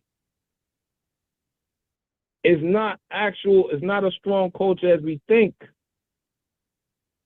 Some will say, how could you say we don't have culture? We have hip-hop. Bro, my mother's older than hip-hop. Your mother's older than hip-hop. You damn near older than hip-hop. What was we doing before hip-hop started? Hip-hop is 50 years old, my guy. You understand? Hip-hop is 50 years old. There's people right now brother, who have outlived hip-hop. So, brother, are you preaching? Because you got to learn your plane, bro. You just said a lot. Right now, you're not even like going anywhere. Like your plane just circling around. I'm not going nowhere. Like right, you got to. You gonna really play that game, bro? Yeah, you got to. Yeah, you gonna play that game, son? All right. Okay. Relax. Okay. Because you said something about culture, and if we had culture, we wouldn't have the problems we have today. I guess like the negative problem. You said culture will miraculously. A lot of things that wouldn't happen if. Okay, brother. When you were talking, I was completely quiet. You know, I was trying to set the standard. Okay. Now. But I seen you were like you were not landing. There was no sense of direction where you were going. You just kept talking and talking. All right. So you said we had culture. You said we have culture. It would protect us from a lot of things. Well, what's protecting Nigeria from a floating slum? You know, because you said the East. We'll start from the East. We went from Africa, and somehow their culture is protecting them from malaria, all these senseless third world diseases, and also is protected the early Africans from eating each other, the pygmies, whatever. Like these guys are straight cannibals, and now they got cows pissing on their heads. They're eating mud cakes, and I don't know what culture is that. Then you look at Haiti, like these guys, the gangs are running the country. What part of their culture protected them from that? I don't even get that. But right now, you have Nigeria with that oil scam, where scamming is Nigeria's culture. And also, Right. Nigeria is number 2 in the world. Jamaica's ahead of them. And paternity fraud. I mean, that became the culture. And then you talk about killing. Jamaica's number 1 in killing. You got brain drain. That's part of the culture. And I think Nigeria's number 1. I think Jamaica's like number 4. Boy, you heard me say killing just now? Like, be Brother, honest, you heard me say killing? why are you during my time? I was quiet. I set No, the no, no. standard. That's I a set the question, bro. tone. You heard me say killing? Brother, you said culture protects you from negativity. So let me just finish real fast. I'm never that long like you, and I have a When I sense said of when I said protect, I'm talking from outside attack. Y'all okay, love to talk about cool. white supremacy. I'm Okay, talking. all right. All right, bro. Okay, so you'll have a chance. I mean, the insecurity is just crazy, but I get it though. I get it because I make sense. I'm actually going Insecurity. somewhere. This You were nigga, just ranting and talking in this circles. nigga. All Let's right, so then go, you said man. culture protects you from something. What our culture is doing right now is protecting us from tethers like you. And that's why we're saying delineate. But back to the East culture. And you said in innovations, brother, we already know the innovations Africa did compared to us, brother. We 43 million collective now, but we were like smaller, like 10 million. Bro, we till date right now, we have more inventions and innovations than the Caribbean and Africa put together. This small group of black people in America has more notable, more world-changing, world-impacting inventions and innovations than the entire Caribbean and Africa put together. Okay, so we can start right there, and then, but this culture force field you were talking about, y'all culture. I don't know where you from. Oh, you Jamaica, whatever. But y'all culture, African culture is tribalisms. What's so popping about that? What's so popping about tribalisms? Nah, so yeah, if that's culture in your mind, I don't want that. But there is a definition of culture that's not made up by Jay. All right. Wait, hold Okay. on. Let's use Africa. Wait. Since you talk about Africa. Wait. Let me just close out right here. Since we talk about Africa. No. Hold on, bro. So I Since we can't hold on. talking about Africa. Wait, hold on. But hold on. I'm gonna close out first. Because you just went all over the place. Haiti, No. they cannibals, all type of weird Hold on. shit. Wait, I'm about to Since just we close out talking real about quick. Africa, Hold on. Wait. let's just compare something. Well, hold on. But you just can't talk over me that just like that, though. Let me just close out in 10 seconds. That's all. 10 seconds. Just 10 seconds.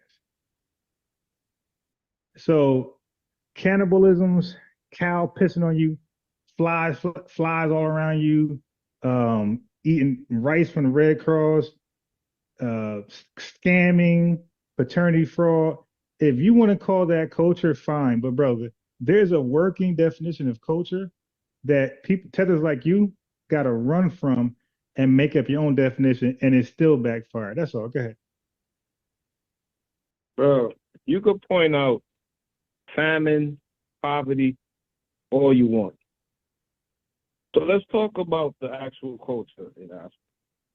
Are you gonna sit here and tell me that Africa in Nigeria, you said Nigeria doesn't have a stronger community than in Black America? That's a question, bro.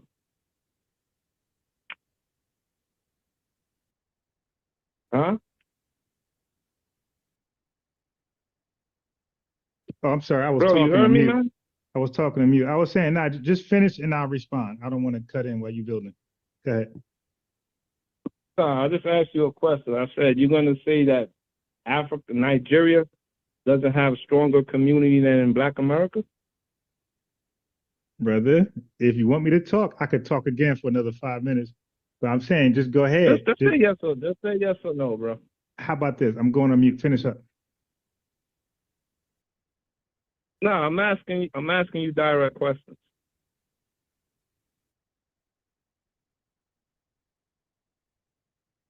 Because it's funny. Bro, you could chime in. I'm not telling you to be quiet. It's funny. Even in the comment section. I like to lead by example. I'm sorry. I like to lead by example and just be quiet as you just build. Go ahead. No, I asked you a question. My question was,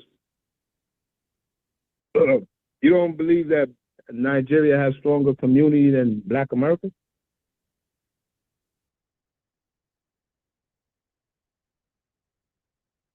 You there, bro? Brother, you got a few. Go ahead. Listen, just go in. Oh, I'm asking you a question. Like, why you keep telling me to go ahead? Because if I talk right now, I'm just going to keep talking. I'm not going to answer the question and stop. No, just say yes or no. I put it in yes or no format. Brother, I'll pass. Just go ahead. I put it in yes or no format, bro. I'm It's just yes or declining. no. I'm declining. Go ahead, man. Oh man, yo, I'm like bring somebody else up, man. I'm gonna fall back for now, man. The conversation was good though, man.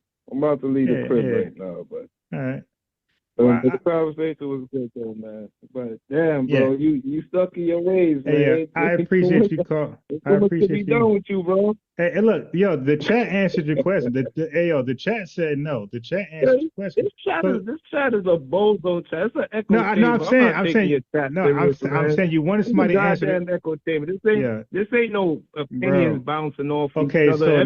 So now he wants to here. talk. Hey, bro, I'm saying you asked me a question. I was saying go ahead. I'm saying the chat answered for you. So continue. They said no. So continue. No, man, my cup full for now, man. That's my point. Like you really don't have much to say. That was my whole point. That's why I'm staying quiet. I want you to go in. What I'm saying is just going over y'all head, man. Yeah, you just so deep. A little too heavy for y'all. I'm keeping it up. I get it. Shit a little too heavy for you. I know. Motherfuckers saying oxtail and scab, dumb shit. You know what I'm saying? I'm saying real stuff, and the shit is just bouncing off. It's not clicking, man. I ain't gonna waste this wisdom on. I ain't gonna just waste my time, bro. You know what I'm saying? But all jokes aside, though, man. I had a good conversation. You know, unfortunately, we have opposite views by far. But it is what it is. Yeah, man. I just think, one day when you get off Team White Supremacy, Jock, you'll come around and maybe we can do some old black. I don't know how you connect me with white people, but hey, man, it is what it is, bro. And then maybe after that we can do some more. Can we all get along type stuff? But people like you, man. I don't know how you connect me with white people, bro. Okay, but it's just my lonely opinion. So, but people like you though, I'm gonna be for real. Yeah. Everyone in your chat, everyone in the chat think I'm Team White Supremacy. Yeah, but hold on. I mean, okay. Do you want to talk or you don't want to talk? And now I go to talk. You told me to go. I'm talking. No, I'm out though. I'm out. No, I'm out for real though. I'm out. I appreciate you though, man. All right, man. Hold it down. Peace. Man. Yes, sir. There you go. You cartoon. Okay. I appreciate you. I didn't finish what I appreciate from you. I appreciate you giving me clips. Give me more content to do more premieres tomorrow and the rest of the week to the weekend. Thank you for the content. Okay, so man, like y'all gotta know. There's a pattern I do. And I might give y'all the secret sauce. Nah, I won't. And I say I'm talking about tethers and white supremacists and trolls, not my family. Yo, he had that Makoko spirit, yo. That's that Makoko spirit. That's my new word, Makoko. What is Makoko? Anybody know what Makoko is? Who's been doing their international research? What is Makoko? He had that Makoko spirit. Yeah, he kept saying we, definitely. I meant to check him on that, huh? Okay, go ahead, get it. So I meant to check him on that when he said it a couple times, but he said so much it just wasn't important than other crazy stuff he said to address. But he's saying we. I'm gonna tell you why he said we, because at one point he's including himself with us. but then he will somehow alienate himself. I don't know what's going on, or he would speak on our behalf, right? Which is on our behalf, which is like insane. Like he called himself a Black American. I'm like, fine, that's what you are. But then he's acting like he's like in tune with Black culture because he's around some Black folks who might be Black American FBA. But I'm like, dude, it's almost like talking to like a woman. When a woman had when she has like some friends, some male friends, she'll think she know how men behave over me. I'm like, man, you do know I had men friends my entire or male friends my entire life. All right, well, I have friends too. Yeah, but they always viewed you as a woman though, or a girl. So like they're not gonna disclose certain things to me that they will you. You know, that's just a fact. So he knows more FBA culture and talking points and barbershop points with me. It's like, brother, okay. I mean, if that's how you're gonna feel,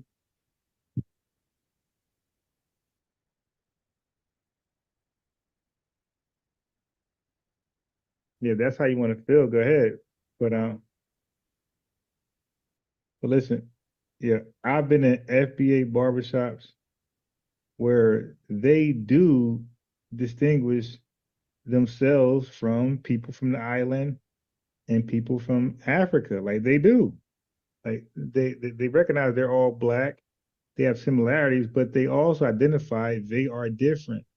And they don't talk the same way when you leave as when you were there. The conversation kind of changes. It's some things that we think we'll say might offend you. And I know it goes both ways. And that's normal. But it just really amazed me how people who are not us know everything about us more than us. He said he understood the Obama argument. Like, really? How could you? When you heard Obama was the first Black president, you thought Black like you. Like, you didn't consider what we considered. We were saying he wasn't DOS. He's Black, but he ain't like us. He ain't Black like us. But because you're not FBA, you don't know why it's important. And so many foreigners, so many Black foreigners would say that when they, get on social media and start talking their talk. They would say, we don't have the Black problem like you have. I heard many Africans say, hey, we don't stand on Black because we know we're Black. Like we don't have to call ourselves Black because we know we're Black. Matter of fact, case in point, I should have played this while he was here. Okay. So, but he was caught off guard when he asked the culture question and he got cooked. Right. I gave him a definition of culture and I gave him so many things that we did. Well, I gave him bullet points of what's part of culture and how we have culture and all those bullet points. I didn't even read like the finer points of it. Okay, but anyway, let me show you how some Africans view Black different than us and how some Caribbean people uh, view Black different than us. So I'm going to play both clips.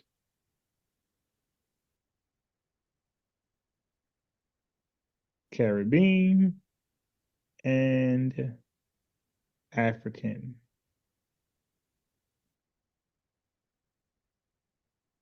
I'm going to start with the Caribbean first.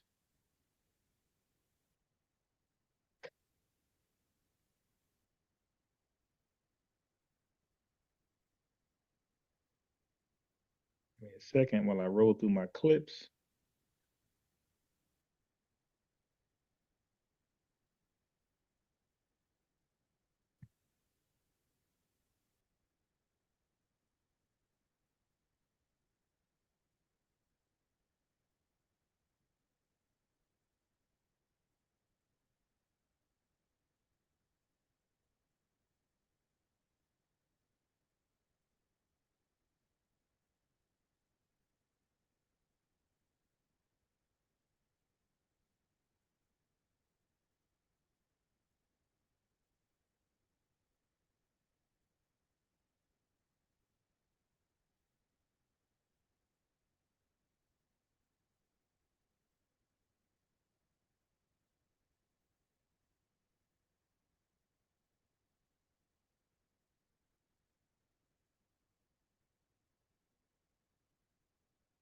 All right.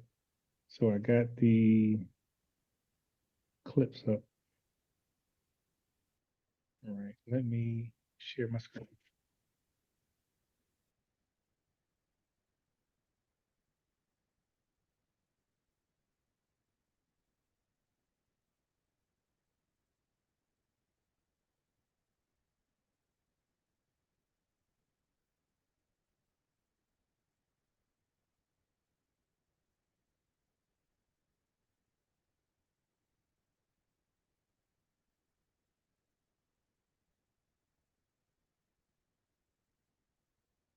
This isn't necessarily the way how African Americans prioritize blackness isn't necessarily the same way in which an immigrant would prioritize their blackness. So, you know how African Americans will say, oh, black writer, black creator, black artist, black lawyer, black doctor, black woman in STEM. No, when we come to this country, it's immigrant or nationality. Maybe our careers next, and then whatever else comes after that. So immigrant, Jamaican, marketer, whatever else comes after that.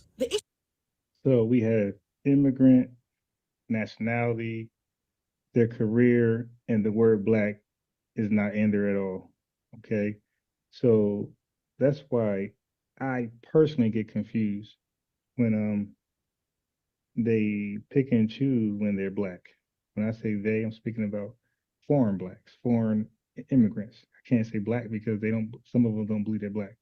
Okay, so, but what they're saying is they don't value blackness because it's clear that they're black. That was never, in question because they come from countries where majority of them are black.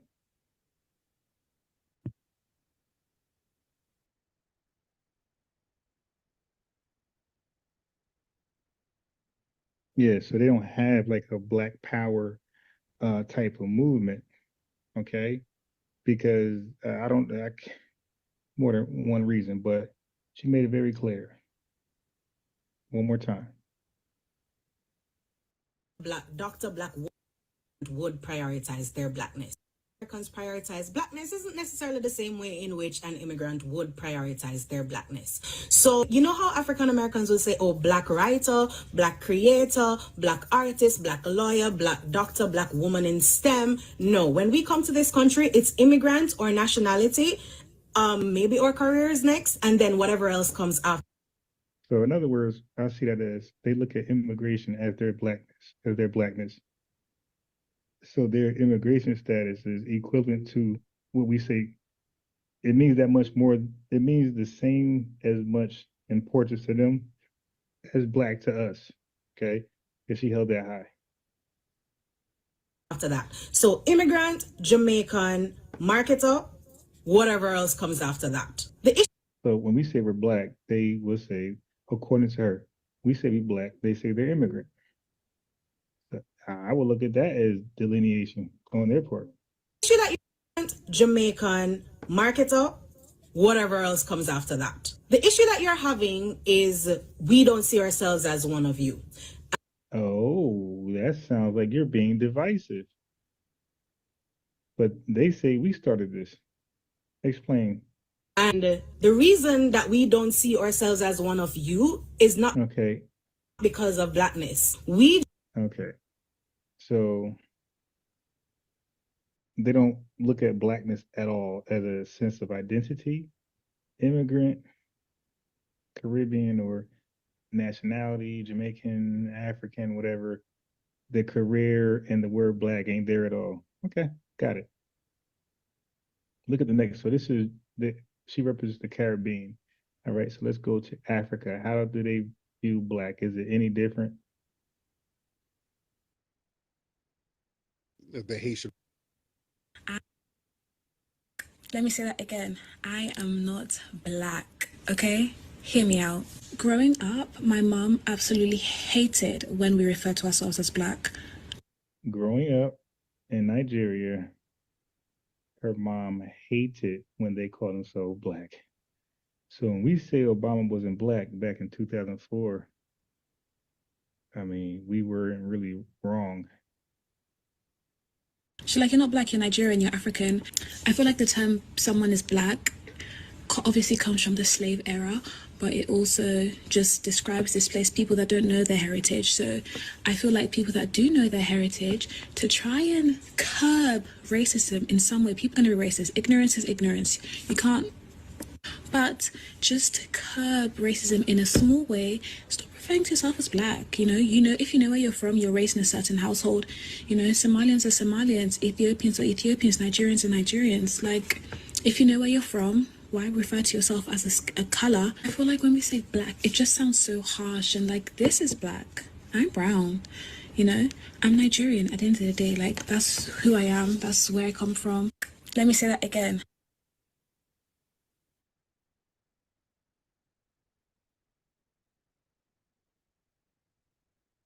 So I understand when you say Black British or Black American, because you don't know where you're from. You're just a person of color in the city that you're in. Obviously, you still be treated the way you're treated, but just like, I feel like when I hear someone refer to me as black, it just sounds so harsh, especially coming from a certain demographic. I think if you have the privilege of knowing where you're from, you shouldn't refer to yourself as a color, because it further, pushes the racism narrative and further. Here we go. All right, let's get it in. Okay, so we got it from the Caribbean. We got it from the continent. I mean, I don't know what else you want me to say. Right now, okay. Like Jay-Z said, what more can I say? What more can I say? Yeah, they be outside their country talking all this. The one Caribbean woman was in America, and she's over there in the UK somewhere talking about their homeland and their heritage. It confuses me every time.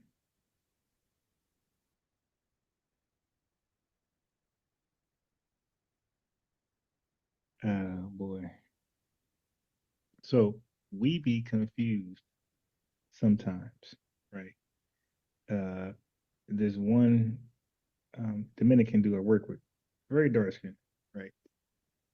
Um, looked like he could be from Africa or Haiti, you know, but he spoke 100% Spanish.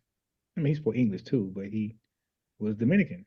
So I was talking to him one day, and I referred to blacks, including myself, but I did not include him. Okay, so this was many, many years ago.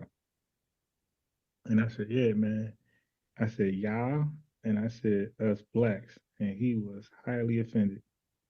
He said, he's black too. And I was like shocked. I was like, I didn't know. Like, and he ain't really been cool with me ever since. So again, it's not my fault. But the Caribbean and the continent Africa, they are more inconsistent with black, right? They're not consistent with identifying themselves as black. We don't have that problem. We say black. First black president, first black writer, everything she said. First black this, black that. We call it black on black crime. We don't call it African American crime. Okay. So we don't have any problem embracing the term black. But as you can see, some foreigners they do. So that's why I don't know when to include or exclude. I'm offending one, I'm offending others. So like no matter which way I do it, I'm offending somebody. Because she said her mom said, do not call yourself black. Okay, so her mom said it because that's their culture. The sister from the Caribbean, same thing. Immigrant, nationality, our career, and this blackness y'all talking about, you can have that. She said, the issue y'all having is that we don't see ourselves as one of you. That's called being divisive. Her and the Nigerian woman. And, I'm going to be honest, we held on to that Pan-Africanist bullshit longer than everybody else. So now that we are like looking at it for what it is, like blacks across the ocean has already divided us from them. And we, for the first time, is like seeing it with a clear lens. Like, oh, damn, it's up and it's stuck. Well, okay. And that's why we're late coming to the party of delineating. We're late. We're late. Everybody from the diaspora and the continent Africa has already done that. Okay, but now we want to do it. It's a, you guys are divisive. Yeah, like you, right? Yeah, so listen, man. Look, chosen, if they don't want to be black, they're not black. It's that simple for me. Like, I'm not going for, I don't do what they do. I don't tell them what they can't call themselves or what they have to call themselves. Like, hey, man, what do you want to be today? You want to be team white supremacy or Pan-Africanist? Okay. But let me just go ahead and play the whole thing for you, because I didn't play it, because I didn't play the whole thing. Hold on. Let me share my screen.